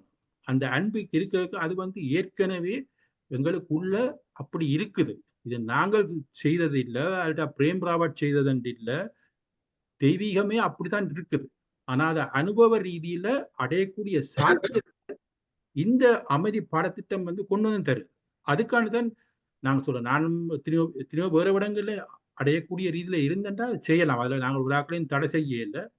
நான் கண்ட இதுல வந்து இப்ப என்னுடைய தகப்பனர் வந்து அவர் வந்து முல்லைத்தீவுல பிறக்க, நான் கொழும்புலாம் பிறந்தேன். நான் அப்பா வந்து முல்லைத்தீவு பிறந்து வளர்ந்தவர்.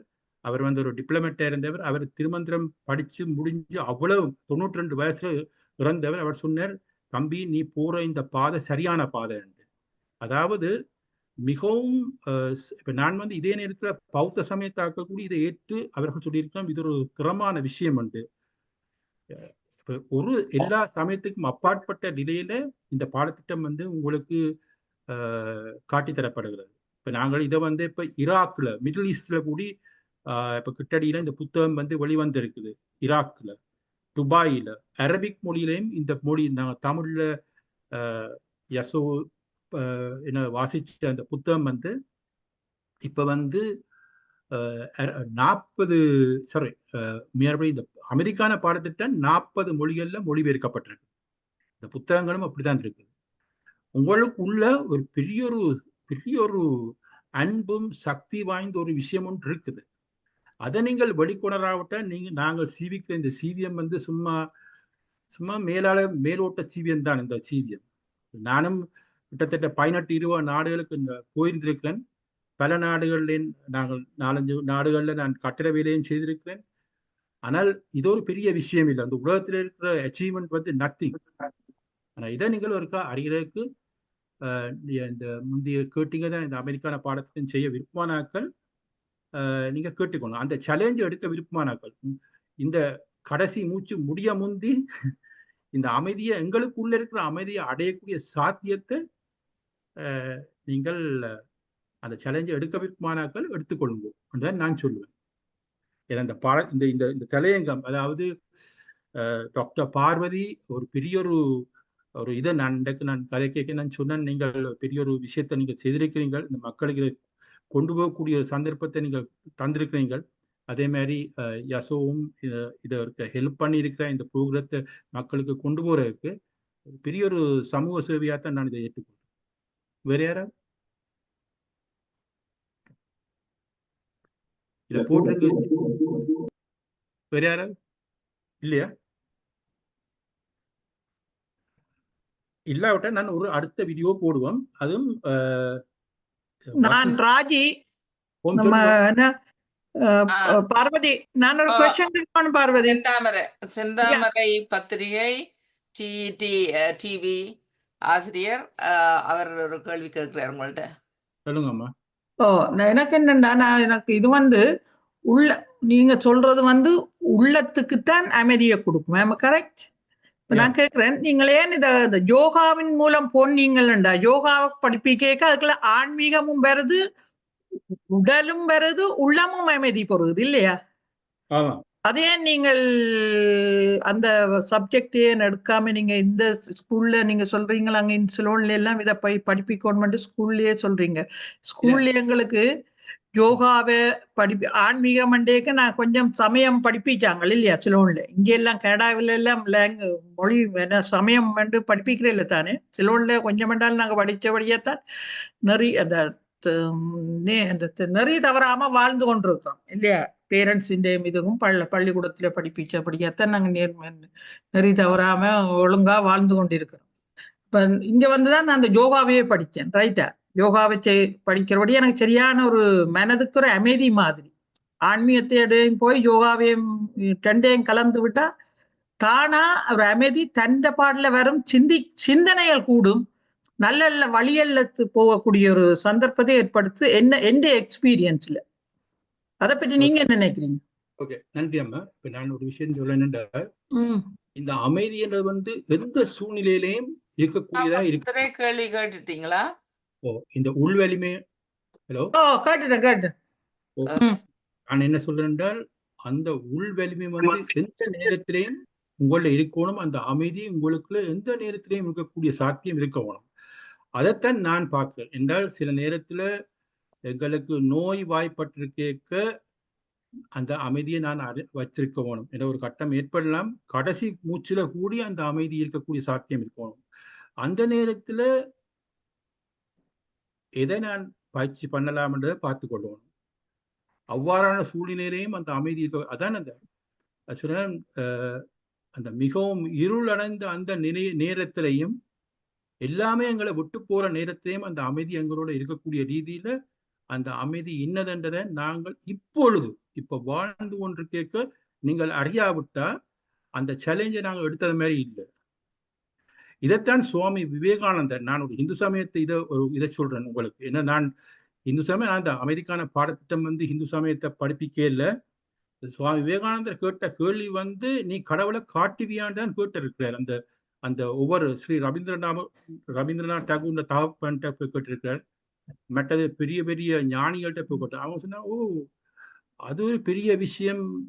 அந்த கடவுளை பற்றி அவள் விளங்கப்படுத்தின ஒழிய அனுபவ ரீதியா காட்டு. அதே மாதிரி தான் நாங்கள் இப்பொழுதும் நாங்கள் பார்க்கணும், எங்களுக்கு இந்த அமைதியை அனுபவ ரீதியில் எங்களுக்கு காட்டி தரையல்மான்னு கேள்வி. அதாவது எந்த கன நேரத்தில் நோய்வாய்ப்பட்டிருக்கேக்கையும் அந்த அனுபவத்தை நான் அனுபவிக்கக்கூடியது, கடைசி நேரத்திலையும் கடைசி 5 நிமிஷம் இருக்கேக்கையும் அந்த அனுபவத்தை நான் அனுபவிக்கக்கூடிய சாத்தியத்தை நான் வச்சிருக்கவும். அதான் பார்க்கணும். சரி, நீங்கள் ஒரு கேள்வி ஒன்று இருக்கு, கேளுங்க. அருணா பொன்னுத்துறை. மிஸ்டர் மனோகரன் என்னன்னு சொன்னா, யோகா நானும் தான் யோகா செய்த நான் அண்ணாமலை யூனிவர்சிட்டியில. யோகாக்கும் இதுக்கும் எவ்வளவோ டிஃப்ரெண்ட் இருக்குது. ஆனா இது 10 டைட்டிலுக்கு கீழே ஒவ்வொரு சப்ஜெக்டும் ஒரு நாளைக்கு அதை படிச்சாதான் இதுக்குள்ள போய் விளங்கலாமே தவிர இந்த புத்தகத்தை காட்டி இல்ல இதே அதுக்குள்ள இதெல்லாம் முற்றிலும் இலவசம். அதுக்குள்ள அந்த 10 டைட்டிலுக்குள்ளேயும் இவை அந்த ஒவ்வொரு விஷயம் இன்ன பீஸ் எப்படி எடுக்கலாம், இது எப்படி எடுக்கலாம் என்ற எல்லாம் விளக்கத்தோட இருக்குது. அந்த கிளாஸை இவை ஃபாலோ பண்ணினால்தான் அது முற்றிலும் விளங்கும். ஒன் ஹவர் கிளாஸ் தான் அருணா பொண்ணுத்திர, 1 hour கிளாஸ் தான். அது ஒரு ஒர்க் ஷாப் மாதிரி. ஆனால் யோகாவை செய்யுங்கோ, நான் செய்ய வேண்டாம் சொல்லி என் யோகா அது உடம்பு ரீதியாக உடம்பை பலப்படுத்துறதுக்கு ஒரு விஷயம் செய்யணும். அதே நேரத்தில் உங்களோட மனத்தையும் அது சந்தோஷப்படுத்தும். இல்லைன்னு இல்லை, அதுக்கு நான் hands up for that, thumbs up for that. Right? இல்ல முதல்ல ஒரு ஆள் கேட்டவ ராஜி கேட்டவ செந்தாமர ராஜி, அதுக்கு தான் சொன்னா யோகா அது டிஃபரண்ட், இது டிஃபரண்ட். லைக் ஆனா இது இட்ஸ் லைக் a additional இது என்ன, it's like a bonus. Yes, bonus. இது அதே உடம்பும் வலிமை பெறக்கூடியதா இருக்கணும். அதே நேரத்தில் இதையும் அடைந்த you are actually in the very good position. Okay, மனோ நான் இங்க ஸ்ரீ. ஓகே, சொல்லுங்க மனோ, நான் இங்க ஸ்ரீ. ஓகே, உங்களுக்கு நான் கேள்வி கேட்க கூடாது, நான் கேட்கிறேன். என்னுடைய இது என்னென்றால், நான் இப்போ கொஞ்ச காலமாக இந்த என்ன சொல்றேன் என்றால் இந்த ஒர்க் அவுட் பிளேஸுக்கு போய் கொஞ்சம் ஹெவி ஒர்க் அவுட் செய்கிறேன் நான். ஆனால் அது எனக்கு வித்தியாசமான வழியில செய்கிறதுண்டா அதை நான் தொடர்ந்து செய்து கொண்டிருக்கிறது. ஓகேனோ இதுல நான் உலகத்தை நான் இந்த பாடத்திட்டத்தின் நோக்கத்தை நீங்க பார்த்தீங்கன்னா இதை செல்ஃப் டிஸ்கவரி என்று தான் சொல்லுது இந்த பீஸ் எஜுகேஷன் ப்ரோக்ராம். ஸோ நீங்கள் என்னத்தை செய்யணும், எதை செய்யக்கூடாதுன்றதை நீங்க தான் நிர்ணயிச்சு கொள்ளணும் உங்களோட வாழ்க்கையில. ஆனா அதற்கான தெளிவு இந்த பாடத்திட்டம் அந்த தெளிவு நிலையை கொண்டு வருது. அந்த புத்தகம் தெளிவை தரையில அந்த தெளிவு நிலை அதாவது அது it's like a water. The water it quenches the thirst and also gives strength to your body and also does so many things there. So எப்ப அமைதி என்ற ஒரு விஷயம் வரைக்கும் கூட வாழ்க்கையில எந்தெந்த பிரச்சனைகள் இருக்கோ அது எல்லாத்தையும் நிறைக்கக்கூடிய தன்மை அந்த அமைதிக்கு சக்தி இருக்குது. இந்த டாபிக் சரியான முக்கியமான ஒரு டாபிக் ஒரு வாழ்க்கையில. இந்த உலகத்துல இந்த இலங்கையில இந்த உலக இங்க கனடால கூட நான் பார்க்கிறேன். இந்த அமைதி என்ற விஷயம் இருந்தா உங்களுக்கு தனி அமைதி, உங்களோட ஃபேமிலியில, உங்களோட குடும்பத்து அமைதி, சமுதாய அமைதி, இங்கே உலகத்துல நடக்க பல விஷயத்துக்கு இது இட்ஸ் லைக் அ வாட்டர்.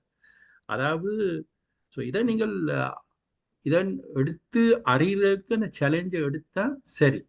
அதே மாதிரி டாக்டர் ஸ்ரீஹரன், எனக்கு தெரியும் நீங்க லாஸ் ஏஞ்சலிஸ்ல இருந்து கழிக்கிறீங்க. நீங்களே அந்த தெளிவை பிறக்க அந்த டிசிஷனை நீங்கள் எடுக்கக்கூடியதா இருக்கும். நான் உங்களை டிக்டேட் பண்ணல, பிரேம் ராவட்டும் அதை டிக்டேட் பண்றதுக்கு இல்லை, அவரே சொன்னவர். இது செல்ஃப் டிஸ்கவரி. தேங்க்யூ. வேற அந்த தெளிவை குலைக்கிற சில நேரம் நான் செய்கிற அளவு அந்த தெளிவை குறைக்குதென்றால் நான் அதை குறைச்சு கொள்வேன். ஓமம் குலைக்கிறதுக்கு உங்களோட பலத்தை உள் வலிமை, அதாவது இந்த பாடத்திட்டத்துல ஒன்று உள் வலிமை. இந்த உள் வலிமை அனுபவ ரீதியில இது ஒரு பேசிக்ஸ்ன்னு சொல்லலாம். இந்த உள் வலிமையை நீங்கள் பெற்று அதை பெருப்பிக்க இருக்கு வாழ்க்கையில. அதை உங்களோட தெய்வீக உங்களுக்கு உள்ள இருக்கிற அந்த அனுபவத்தை இருக்க அந்த உங்களோட உள் வலிமையை பெருப்பிக்க மற்றவர் உங்களை குலைக்காமல் இருக்கிறது, உங்களோட அமைதியை குலைக்காமல் இருக்கிறது பாதுகாத்துக் கொள்ளலாம். ஆனால் அது உங்களை பொறுத்தது, உங்களை பொறுத்தது. சரியா? ஓகே, வேற யாராவது? நன்றி, நன்றி. நன்றி சேரன். ஓகே நீங்க இப்ப இந்த வீடியோ போட்டுட்டு அதுக்கு பிறகு டிஸ்கஷன். ஓகே ஓகே ஓகே சரி, நாங்க என்ன ஒரு வீடியோ இருக்குது. ஜனா, நீங்கள் இந்த வாட் இஸ் பீஸ்ன்றது ஒரு தமிழ் இது போடுங்க.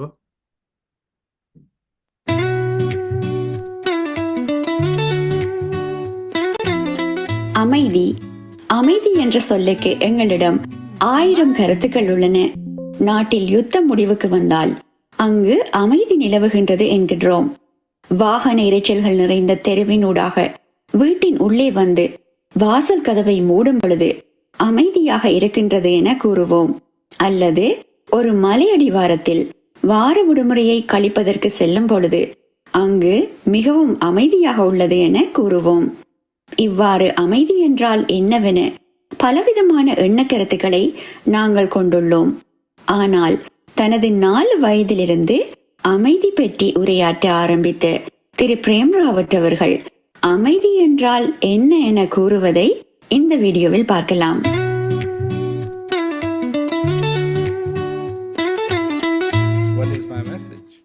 என்னுடைய செய்தி என்ன?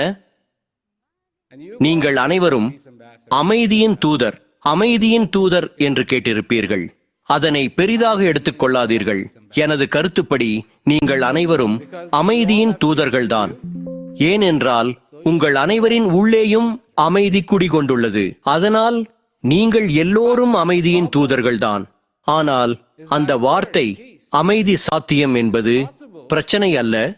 அமைதி என்றால் என்ன என்பதை நீங்கள் புரிந்து கொண்டால் அது ஒரு பிரச்சனை அல்ல. அமைதி என்றால் என்ன என்று உங்களுக்கு தெரியாவிட்டால் சாத்தியம் என்பது உண்மையில் சாத்தியமற்றதாகின்றது. நான் உலகம் முழுவதும் பயணிக்கும் போது மக்களிடம் அமைதி என்று சொல்கிறேன். மக்களுக்கு அமைதி என்றால் என்ன என்று தெரியாது. அது பற்றி எதுவுமே தெரியாது. பெரும்பாலான மக்களுக்கு தங்கள் பிரச்சனைகளிலிருந்து தப்பிப்பதுதான் அமைதி என உள்ளது. பாருங்கள், நான் உங்களிடம் ஒரு கேள்வி கேட்கிறேன். நீங்கள் ஏன் அமைதியை விரும்புகிறீர்கள்? ஏன்? உங்களுக்கு ஏன் அமைதி வேண்டும்?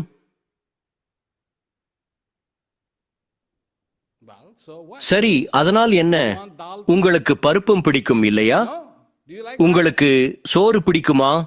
உங்களுக்கு சோறு பிடிக்குமா? அப்படி என்றால் உங்களுக்கு சோறும் பிடிக்கும். ஆனால் அங்கு சோறு சாத்தியம் என்று சொல்லப்படவில்லை. அது அமைதி சாத்தியம் என்று சொல்கின்றது. நீங்கள் ஏன் அமைதியை விரும்புகிறீர்கள்? மகிழ்ச்சியாக இருப்பதற்கா? உங்களில் எத்தனை பேர் அமைதி உங்களுக்கு மகிழ்ச்சியை தரும் என்பதற்காக அமைதியை விரும்புகிறீர்கள்? உங்கள் கையை உயர்த்துங்கள். சரி, அடுத்த கேள்வி.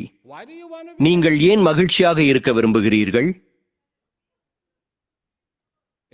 அது நன்றாக இருக்கிறது என்பதற்காக நீங்கள் மகிழ்ச்சியாக இருக்க விரும்புகிறீர்களா? நீங்கள் ஏன் நன்றாக உணர விரும்புகிறீர்கள்? நீங்கள் ஏன் மகிழ்ச்சியாக இருக்க விரும்புகிறீர்கள்? நீங்கள் ஏன் அமைதியை விரும்புகிறீர்கள்? சரி, உங்களது மகிழ்ச்சி எப்பொழுதும் இருப்பதில்லையா? மகிழ்ச்சி வானத்திலிருந்து விழுகிறதா? மகிழ்ச்சி வயலில் விளைகிறதா? எது உங்களது மகிழ்ச்சி? மகிழ்ச்சி என்றால் என்ன? உங்களது பஸ் புறப்பட்டு செல்கின்றது. நீங்கள் அதில் ஏறவில்லை. பஸ் ஓட்டுநர் நீங்கள் பேருந்தின் பின்னால் ஓடுவதை பார்த்து நிறுத்துகிறார். நன்றி, நன்றி, நன்றி என கூறுகிறீர்கள். பேருந்தில் ஏறுவது என்பதுதான் அமைதியா?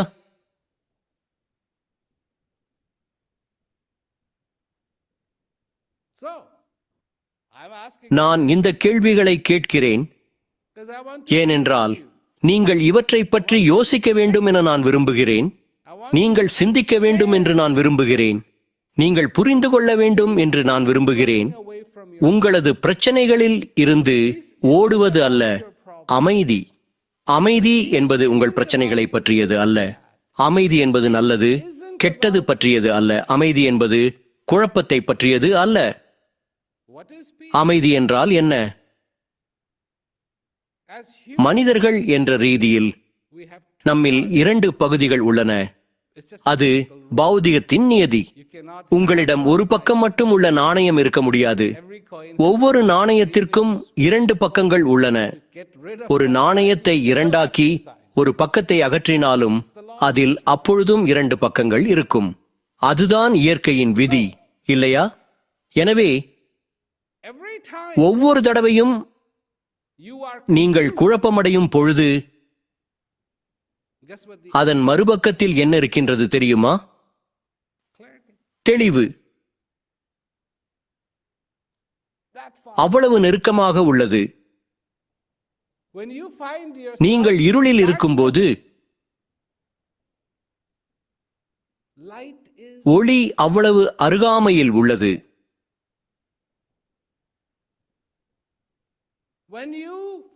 நீங்கள் துக்கத்தில் இருக்கும்போது மகிழ்ச்சி, ஆனந்தம் அவ்வளவு அருகாமையில் உள்ளது. நீங்கள் பார்க்க வேண்டும் என்பதற்காக நான் இவ்வாறு காட்டுகின்றேன், ஆனால் அந்த தூரம் இதனை விட குறைவானது. உங்களின் உள்ளே 2 இயல்புகள் உள்ளன. உங்களிடம் கருணை உள்ளது, உங்களிடம் தெளிவு உள்ளது. அவையும் உங்களுடைய இயல்புகள்தான்.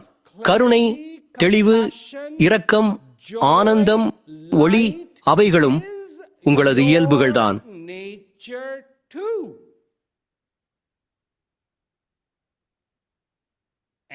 அத்துடன் குழப்பம், கோபம், விரக்தி ஆகியவையும் உங்கள் இயல்புகள்தான்.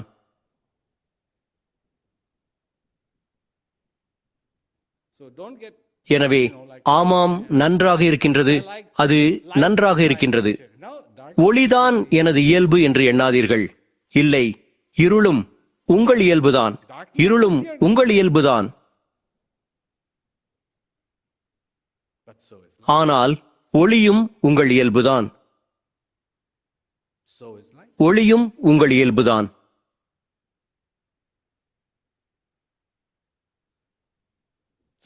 எனவே உங்களுக்குள் ஒரு இடம் உள்ளது. அந்த ஒளி இருக்கும் இடம், அந்த ஒளி இருக்கும் இடம், அந்த ஆனந்தம் இருக்கும் இடம், அந்த தெளிவு இருக்கும் இடம், அந்த புரிதல் இருக்கும் இடம். அந்த இடத்தை அனுபவிப்பது உங்களுக்கு அமைதியை தரும்.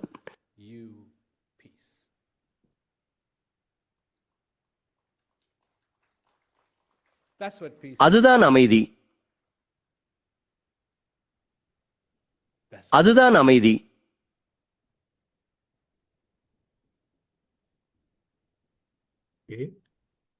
நன்றி ஜனதன்.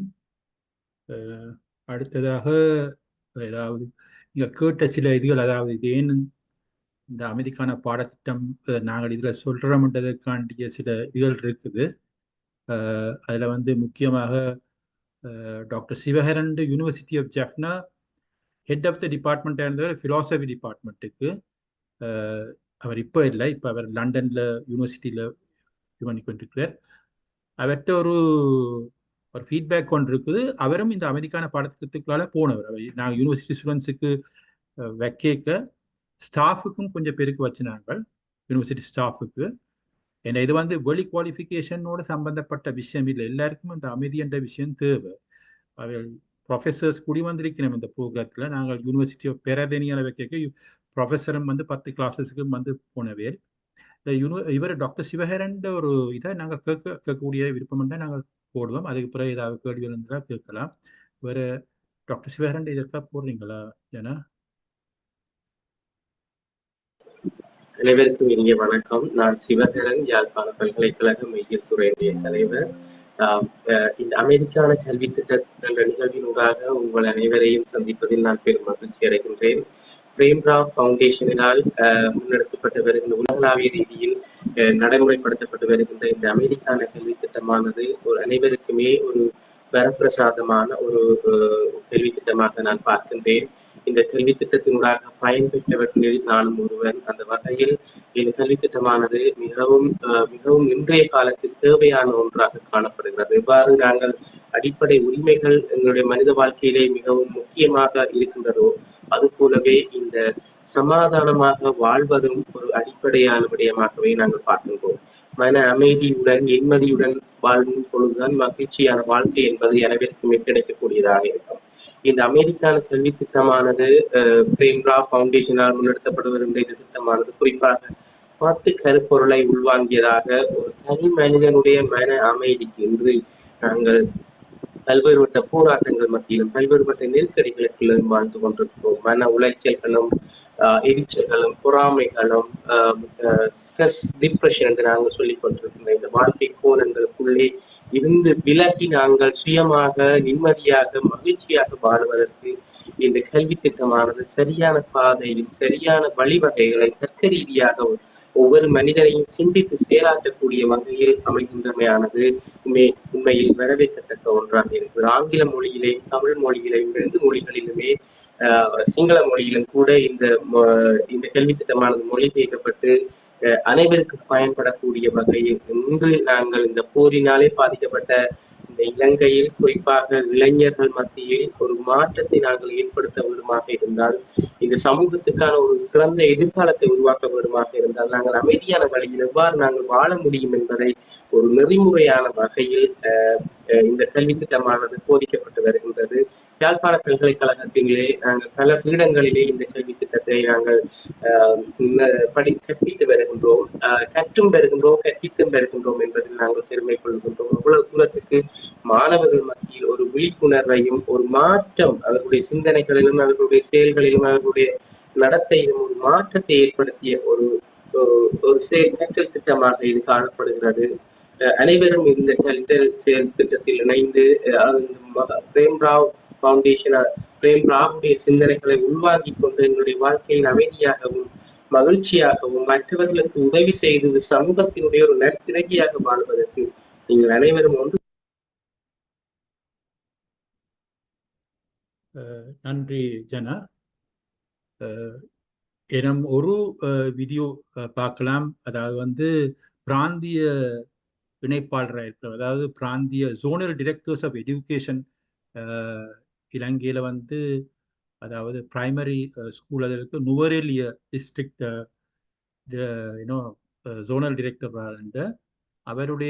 அவரும் இந்த அமைதிக்கான பாடத்திற்கால போய் அதை பற்றி ஒரு விமர்சனம், அதை பற்றி ஒரு ஃபீட்பேக் கொண்டு தந்திருக்க நீங்கள் கேட்கலாம். அதுக்கு முந்தைய கேள்வி கேட்கலாம், அல்லாட்டல் அது இவர் கதைச்சாப்புல நீங்க கேட்க போறீங்களா? என்ன மாதிரி டாக்டர் பார்வதி? கதைச்ச பிறகு அக்கள்கிட்ட கேள்வி கேட்கறது சுகமா இருக்கும். கேள்வி கேட்டா அப்புறம் அதுக்கு டைம் சிலவேளை இழுக்காம போயிடும். எவ்வளவு நேரம் அது? அது ஒரு 6 நிமிஷம் இருக்கு. அதை போட்டுட்டு பிறகு நாங்க கேள்வி நேரத்துக்கு போவோம்.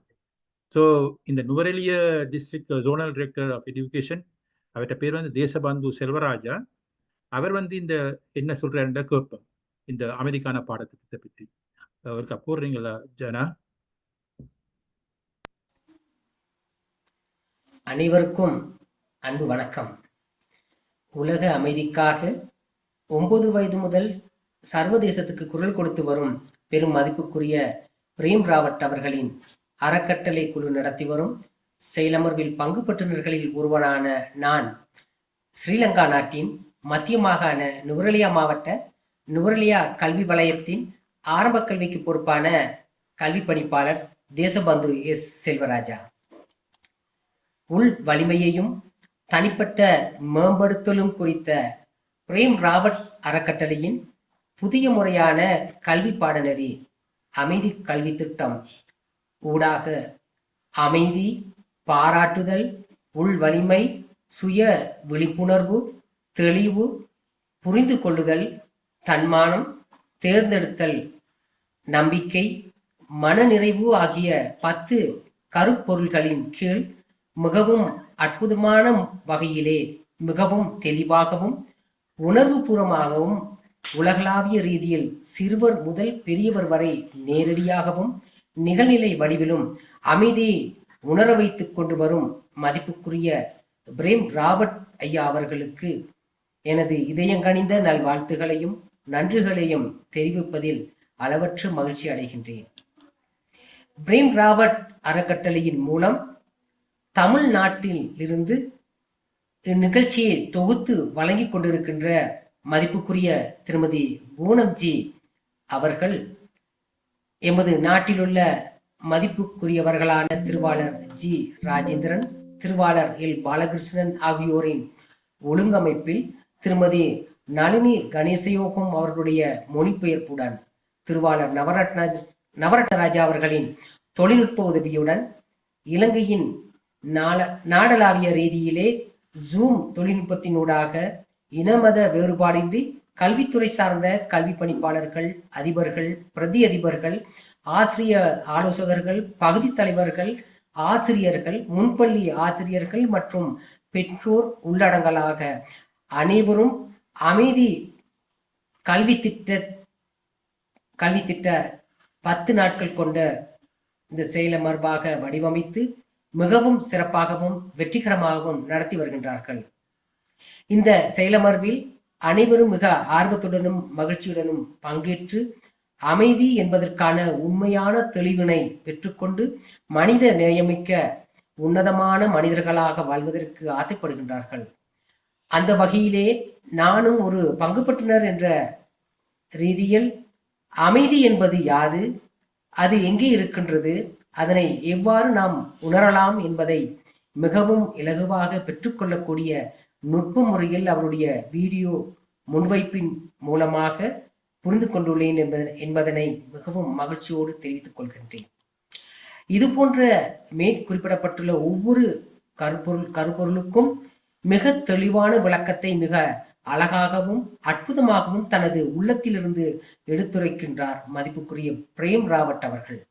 அத்தோடு ஒவ்வொரு மனிதனும் அமைதியை பெற தனது உள வலிமையை உணர்ந்து பிறரை புரிந்து கொள்வதற்கு முன் தன்னை தானே புரிந்து கொள்வதன் அவசியம் பற்றியும் தனது நல்ல எண்ணங்கள் மற்றும் தனது பெருமை பற்றி பாராட்டுதல் என்பதையும் தம்மை பற்றி சுய விழிப்புணர்வு மற்றும் தெளிவு ஆகியவற்றின் ஊடாக நாம் நம்மை நேர்வழிப்படுத்திக் கொண்டு இரக்கம், கருணை, அன்பு, நேர்மை, மனிதநேயம், பாராபட்சம் காட்டாமை, நல்ல எண்ணங்கள் போன்ற நற்பண்புள்ள சிறந்த உன்னத மனிதனாக உலகில் பிரகாசிக்க முடியும் என்பதையும் மதிப்புக்குரிய பிரேம் ராவட் அவர்களின் உரை மூலம் புரிந்து கொண்டிருக்கின்றேன். ஆகவே ஒரு தனி மனிதனால் தனது உண்மையான அமைதியை உயிரிலும் மேலாக உணர்வனாக இருந்தால் அது குடும்பம், சமூகம், தேசம், சர்வதேசம் என்ற அடிப்படையில் உணரக்கூடியதாக இருக்கும். அந்த வகையிலே ஒவ்வொரு மனிதரும் மதிப்புக்குரிய பிரேம் ராவட் அவர்களின் இந்த வழிமுறையை கடைபிடித்தால் முழு உலகிலும் அமைதியை நிச்சயம் நிலைநாட்ட முடியும் என்ற நம்பிக்கையை உணர்ந்து இருக்கின்றேன். அவரும் அதனை மிகவும் அழகாக உணர்த்துகின்றார். குறிப்பாக ஜி ராஜேந்திரன் அவர்களின் குழுவினர் ஸ்ரீலங்காவில் நடத்தி வருகின்ற அமைதி கல்வி திட்ட செயல் அமர்வானது எமது மத்தியில் பெரும் வரவேற்பினை பெற்றுள்ளதோடு பாடசாலை மாணவர்களையும் இணைத்திருப்பது அவர்களை சிறந்த நல்லொழுக்கமிக்க மனித நேயமிக்க சமூகம் ஏற்றுக்கொள்ளக்கூடியவர்களாக உருவாக்குவதுடன் மாணவர் செல்வங்களை உலகிற்கு அமைதி எனும் இந்த பொக்கிஷத்தை கொண்டு செல்லும் சிறந்த ஊடகமாக அமையும் என்பதை நான் உணர்கின்றேன். நன்றி ஜனா, நீங்கள் வீடியோ போட்டதுக்கு.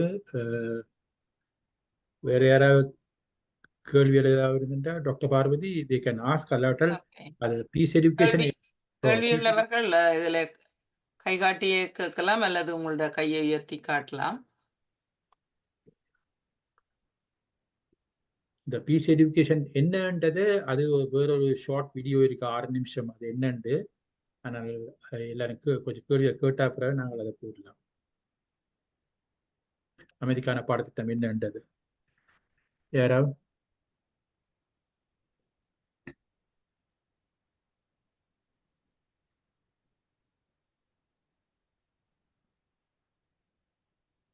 கேள்வி கேட்பவர்கள் தயவு செய்து ரெண்டு வீடியோக்கள். ஒன்று வந்து ஒரு யூனிவர்சிட்டி மாணவன் ஒருவர் அது என்ன இதை பற்றி இந்த பாடத்திட்டத்துக்குள்ளால போனவர் ஒருவர் போட்டிருக்காரு தமிழ்ல. அது ஒரு ஃபியூ மினிட்ஸ் இருக்கும். அது எனக்கு ஜனா அது வந்து ஒரு 4 மினிட்ஸ் இருக்குது. மற்றது இந்த இன்ட்ரடக்ஷன் டு பீஸ், அந்த பீஸ் எஜுகேஷனுக்கு அறிமுகம் வந்து 6 நிமிஷம் இருக்கு. ஸோ நீங்கள் ஒரு கேள்விகள் இல்லாட்ட நாங்கள் அதில் போடலாம், அல்லாட்டால் சொல்லுங்க.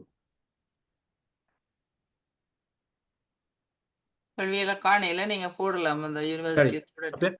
முதல்ல அப்படி என்ன, இந்த யூனிவர்சிட்டி அந்த மாணவருடைய அந்த உரையை நாங்கள் போடும். அவர் இந்த பாடத்திட்டத்துக்குள்ளால போனவர், அவர் ஒரு கஷ்டப்பட்ட குடும்பத்திலேருந்து தான் கண்டியிலிருந்து வந்து யாழ்ப்பாண பல்கலைக்கழகத்துல பயிற்சி பாடம் படிச்சு கொண்டிருக்க இந்த அமெரிக்கான பாடத்திட்டத்துக்கு வந்தவர். அவருடைய அந்த உரையை நீங்கள் கேளுங்க. சுரேன் இதை போடுங்க ஜனா. எத்தனை இன்னல்கள் வந்தாலும் சரி, சிறந்த சிந்தனை, உயர்ந்த எண்ணங்கள் எம்மை என்றும் நிலைத்திருக்கச் செய்யும். அனைவருக்கும் வணக்கம். நான் ரவிசங்கர் சுரேந்திரன், யாழ் பல்கலைக்கழக 1ஆம் ஆண்டு மாணவன். அமைதி கல்வி திட்டத்தின் ஒரு பொக்கிஷமாக இன்று உங்கள் முன் அனுபவங்களை பகிர்ந்து கொள்வதில் அகமிக மனமகிழ்கின்றேன். ஆமாம், ஐயா பிரேம் ராவத் அவர்களால் ஒரு பல்லுலக அமைப்பாக கல்வி திட்டமாக உருவாக்கப்பட்ட இந்த அமைதி கல்வி திட்டம் இன்று பலரது வாழ்க்கையில் பல மாற்றங்களை ஏற்படுத்தி உள்ளது என்றேதான் கூற வேண்டும்.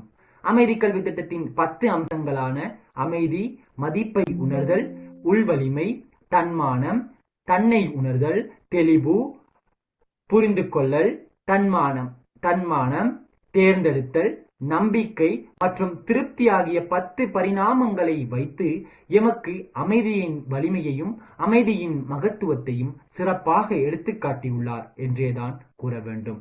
ஒரு சிறிய மெழுகுத்திரியின் ஒளியானது 1000 விளக்குகளை ஏற்றி வைப்பது போலத்தான் ஐயா பிரேம் ராவத் அவர்களின் கருத்துக்களும் அவர்களின் போதனைகளும் இன்று பலரது வாழ்க்கையில் மாற்றங்களை ஏற்படுத்தி இருக்கிறது என்றால் மிகையாகாது. என் வாழ்க்கையிலும் சரி, நான் இந்த அமைதி கல்வி திட்டத்திற்கு முன்னால் பல இடங்களில் தயங்கி உள்ளேன். பல இடங்களில் என்னை நான் உணராமல் பல செயற்பாடுகளில் ஈடுபட்டுள்ளேன். ஆனால் இந்த அமைதி கல்வி திட்டம் என் வாழ்க்கையில் என்னை பல கோணங்களில் மாற்றியுள்ளது என்றேதான் கூற வேண்டும். அமைதி கல்வி திட்டம் வெறுமனே ஒரு மேலோட்டமாக கற்கக்கூடிய ஒன்று அல்ல. அதன் ஆழத்தை உணர்ந்தால், அமைதியை உணர்ந்தால் நாம் வாழ்க்கையில் ஜெயிக்கலாம் என்பதை கற்றுத்தந்துள்ளது.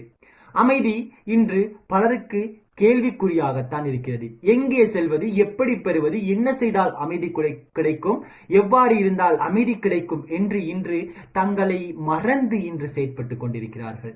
தங்களை உணராமல், தன்னை தானே உணராமல் இன்று பல பிரச்சனைகளுக்கு உள்ளாகின்றார்கள். அத்தனை பிரச்சனைக்கும் பதில் எம் மனதினுள்ளேதான் புதைந்துள்ளது. அத்தனை கேள்விகளுக்கும் பதில் எம் மனதினுள்ளேதான் புதைந்துள்ளது. முதலில் நாம் எம்மை உணர வேண்டும். எம்மை நான் தேர்ந்தெடுக்க வேண்டும். நாம் தேர்ந்தெடுப்பதில் கவனம் செலுத்த வேண்டும். எதனை தேர்ந்தெடுக்கின்றோம், எதற்காக தேர்ந்தெடுக்கின்றோம் என்று நாம் கவனம் செலுத்த வேண்டும். தன் மானம் என்பது எமக்கு முக்கியமான ஒன்றாக இருக்க வேண்டும். தன் மானத்தை நாம் காக்க வேண்டும். அமைதியின் மகத்துவத்தை நாம் உணர வேண்டும். முதலில் அதற்கு நாம் எம்மை புரிந்து கொள்ள வேண்டும். எம்மை புரிந்து கொண்டால்தான் நாம் வாழ்க்கையில் ஜெயிக்கலாம். நாம் ஜெயிப்பதற்கு அமைதி எவ்வளவு துணை புரிகிறது என்று அமைதி கல்வி திட்டத்தின் வாயிலாக பயன்பெற்றவர்கள் ஊடாக அறிய முடிகின்றது. நானும் அதன் பங்காளனாகத்தான் இருக்கின்றேன். என்றேனும் ஒரு நாள் நீங்கள் உங்களுக்கு நேரம் கிடைக்கின்ற வேளையில் அமைதி கல்வி திட்டத்திற்கு சென்று பாருங்கள். 10 வாரங்களில் உங்கள் வாழ்க்கையில் மாற்றங்கள் பலவாறு ஏற்படும். சிறப்பான போதனைகள், சர் ஐயா பிரேம் ராவத் அவர்களின் கருத்துக்கள் எங்களது வாழ்க்கையின் ஒளி விளக்குகளாகத்தான் இருக்கிறது.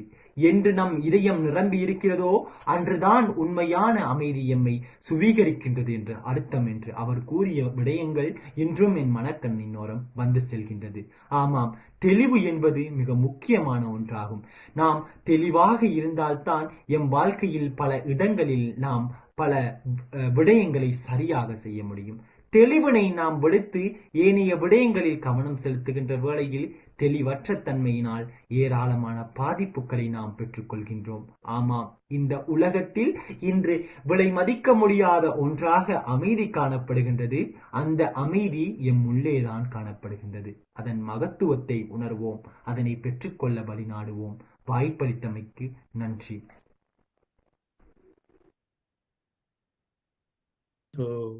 நன்றி ஜனா, நீங்கள் இந்த வீடியோ போட்டதுக்கு. அமைதிக்கான பாடத்திட்டம் இன்னதென்றதை இப்போ இவர் சுரேன் முக்கியமாக எல்லா விஷயத்தையும் சொல்லியிருந்திருக்கிறார். எனக்கே கேட்க சந்தோஷமா இருக்கு. அவர் கனகாலத்துக்கு இந்த வீடியோ நான் பார்க்கையும் என்றால் ஒரு சுத்த வீரனாக கூடி ஒருவனை கூட மாற்றக்கூடிய தன்மை ஒருவனை இந்த பாடத்திட்டம் உருவாக்குது. உள் வலிமைன்றது மிகவும் காட்டக்கூடியதாக இருக்கு. இந்த ஏதாவது கொஸ்டின் ஐ திங்க் யாரோட யூஸ்ஃபுல் சாரி சாட் பாக்ஸுக்கு I have no question but I have some comments என்று போட்டிருக்கீங்க. சோமா ஸ்ரீ கதிர் ஏதாவது இருந்தா கமெண்ட்டை நீங்க சொல்லலாம். என்னுடைய கமெண்ட்ஸ் என்னென்றால் இது இந்த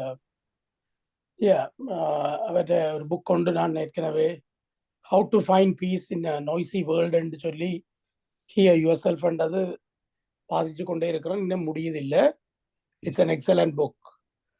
அப்போ அதில் அந்த இப்போ மிஸ்ஸஸ் ராஜி கேட்ட ஒரு கேள்வி, அந்த யோகாவுடைய நீங்கள் அதை செய்யலாண்டு அதுக்கும் நீங்கள் நல்ல மறுபடி சொன்னீர்கள். அதாவது ஒரு கட்டத்தில் எல்லாருக்கும் ஒரு மொபிலிட்டி அசைவுகள் இல்லாத கட்டங்கள் வரைக்கையும் என்றெண்டு அமைதியாக வாழ்றன்ற ஒரு தேவை கட்டாயம் தேவை. அதாவது இது ஒரு வயதுக்கு பிற்பாடு ஒர்க் அவுட் செய்ய போறவைக்கு இது தேவையண்டில்லைன்றது.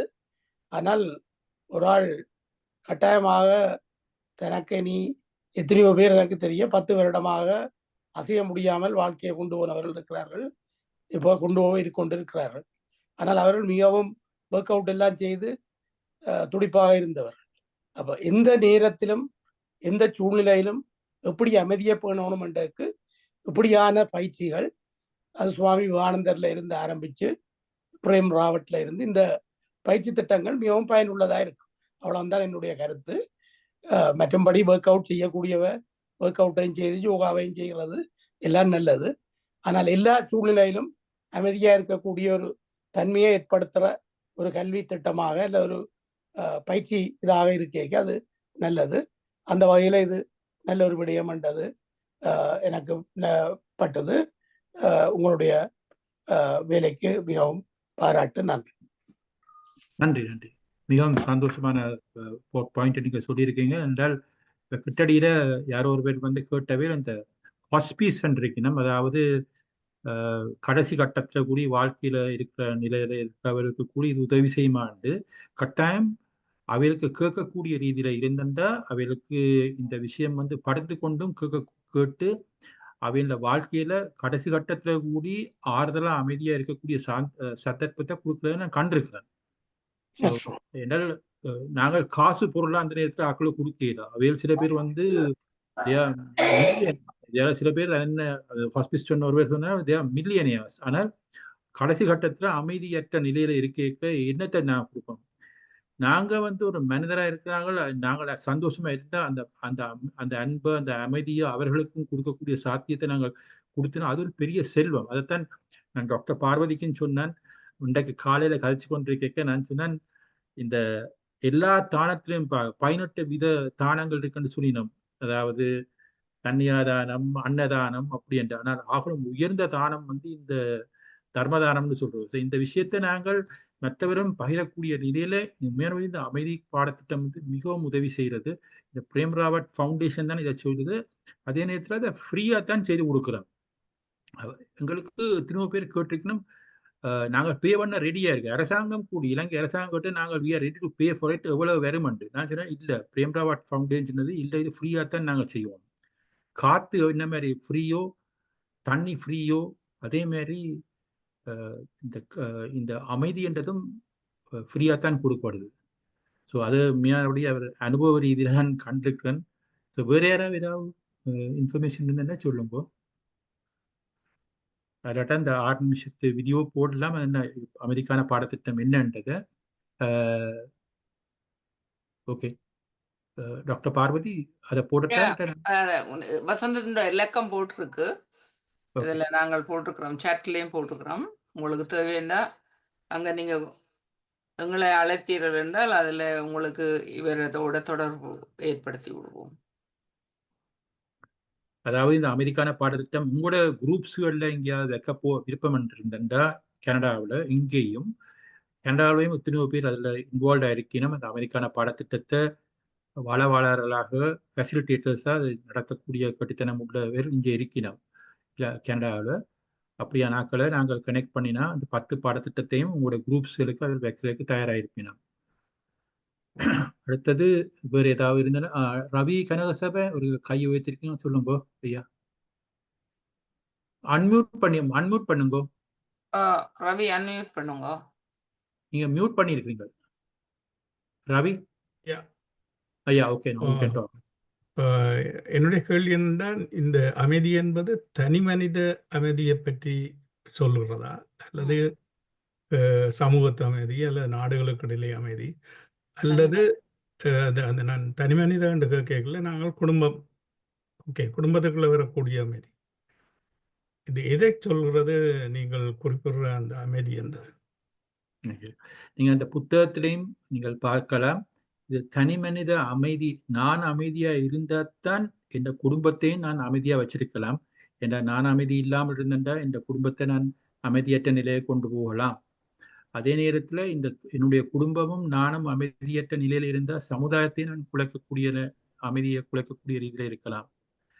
அந்த சமுதாயம் மாதிரி அதே மாதிரி நாடும் கொண்டாம். ஸோ அடிப்படையில இது தனி மனித அமைதியை பற்றி தான் இருக்குது இந்த பிரேம்ராவத்துடைய இந்த இது.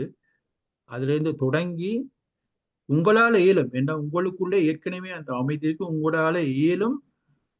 உங்களோட அந்த அமைதியின் வலுவை, அமைதியை நீங்க உணர்க்க உங்களுக்கு தெரியும். அந்த அமைதியை உங்களோட சுற்றம் சூழல்லையும் பகிரக்கூடிய சாத்தியத்தை, நீங்கள் கதைக்காமலே அது பகிரக்கூடிய அந்த சாத்தியத்தை உங்களோட குடும்பத்துக்கு, இது நான் அனுபவ ரீதியாக நாங்கள் எத்தனையோ குடும்பங்களை நான் கண்டிருக்கிறேன் அவர்களோட வாழ்க்கையில.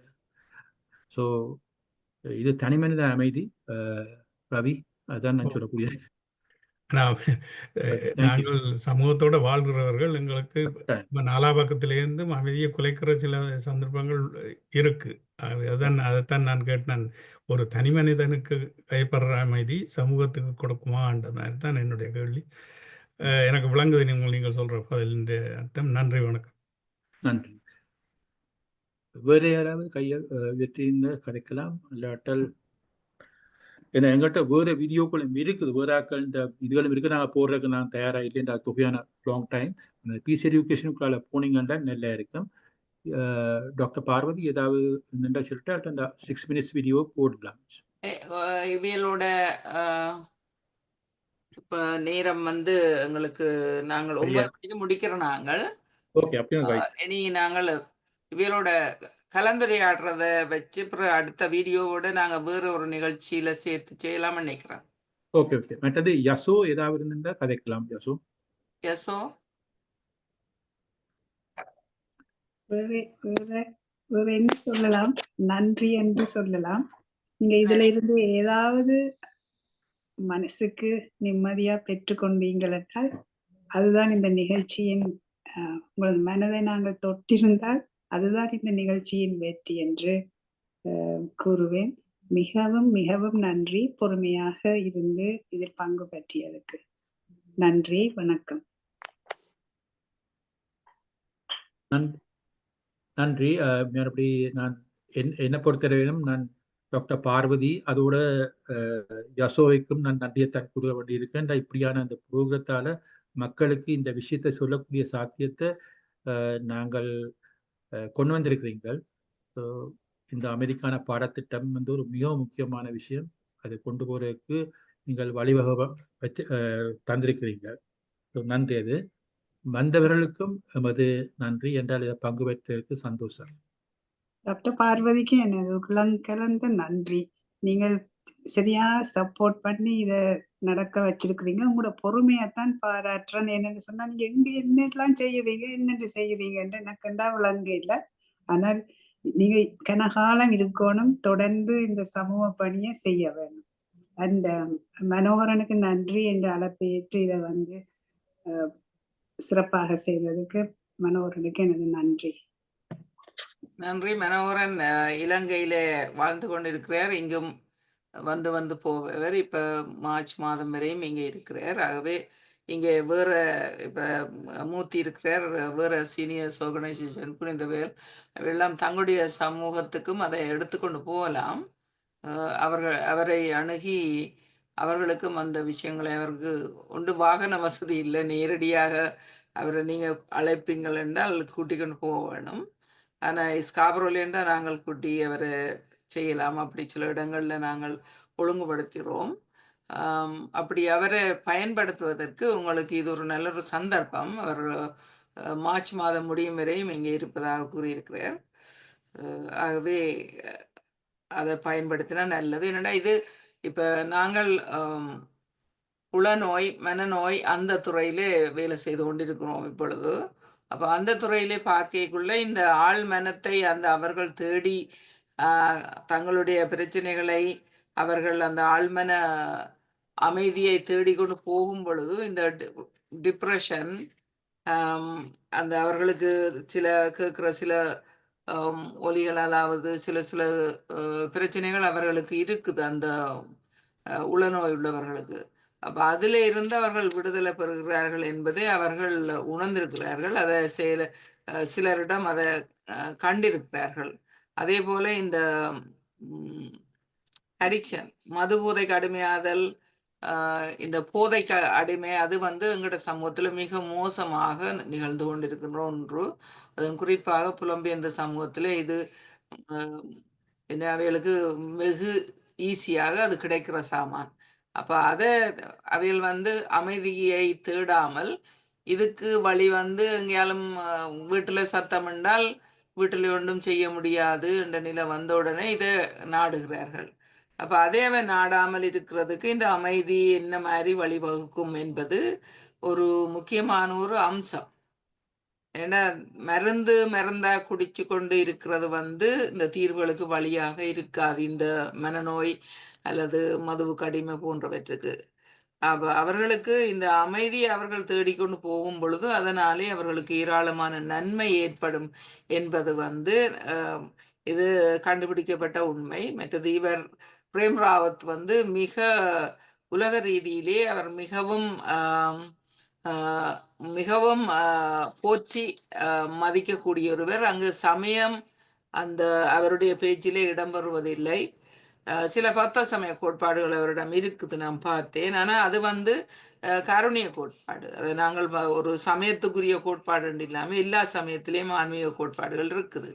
அப்போ அவர் வந்து சமயம் என்று எங்கும் இதனை போதிப்பதில்லை, பொதுவாகவே மக்களுக்கு இதை போதித்து கொண்டு வருகின்றார். அதனாலே தான் நீங்கள் பார்த்தீர்கள் எத்தனை ஆயிரக்கணக்கிலே மக்கள் அவரிடம் அவரை கேட்டுக்கொண்டிருக்கிறார்கள்.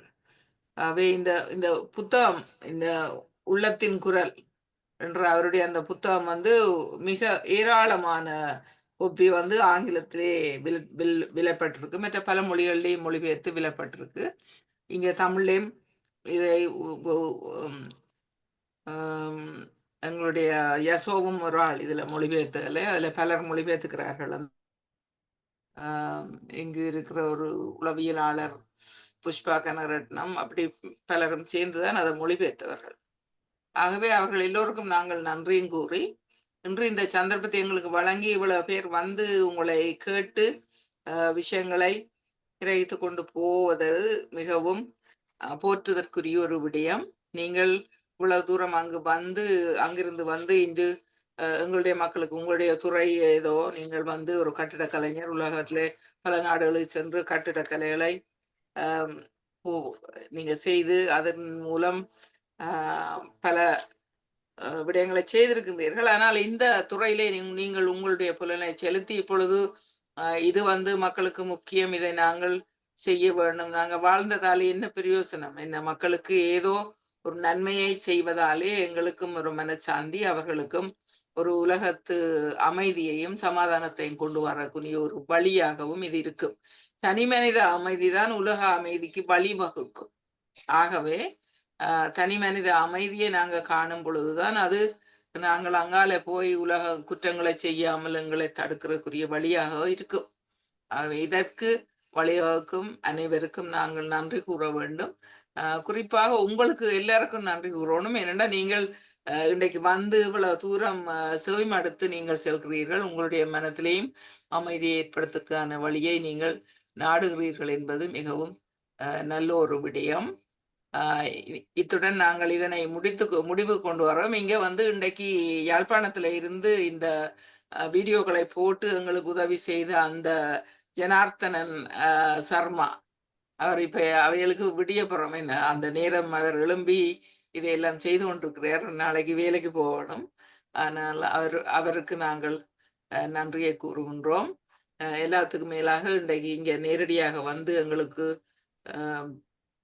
இந்த படைப்பை எங்களுக்கு தந்த இந்த இருவருக்கும், மனோகரன், யசோ ஆகிய இருவருக்கும் நன்றியை கூறி உங்கள் அனைவருக்கும் நன்றி கூறி விடைபெறுகின்றோம். நன்றி, வணக்கம். நன்றி, வணக்கம். யாராவது இனி கேள்வி கேட்கிறேன்னா நாங்க ரெக்கார்டிங்கை நிப்பாட்டுறோம். நீங்க கேள்வி கேட்க வேணுமெண்டா, அவருக்கு விருப்பம் வேண்டா நீங்க கதைச்சு கொள்ளலாம். அதுல ஒரு தடையும் இல்லை. நீங்க நேரடியாக சில கேள்விகளை கேட்கணும். தனியுற்றோ வெட்டாப்பளையோ அந்த கேள்விகளையும் கேட்கலாம்.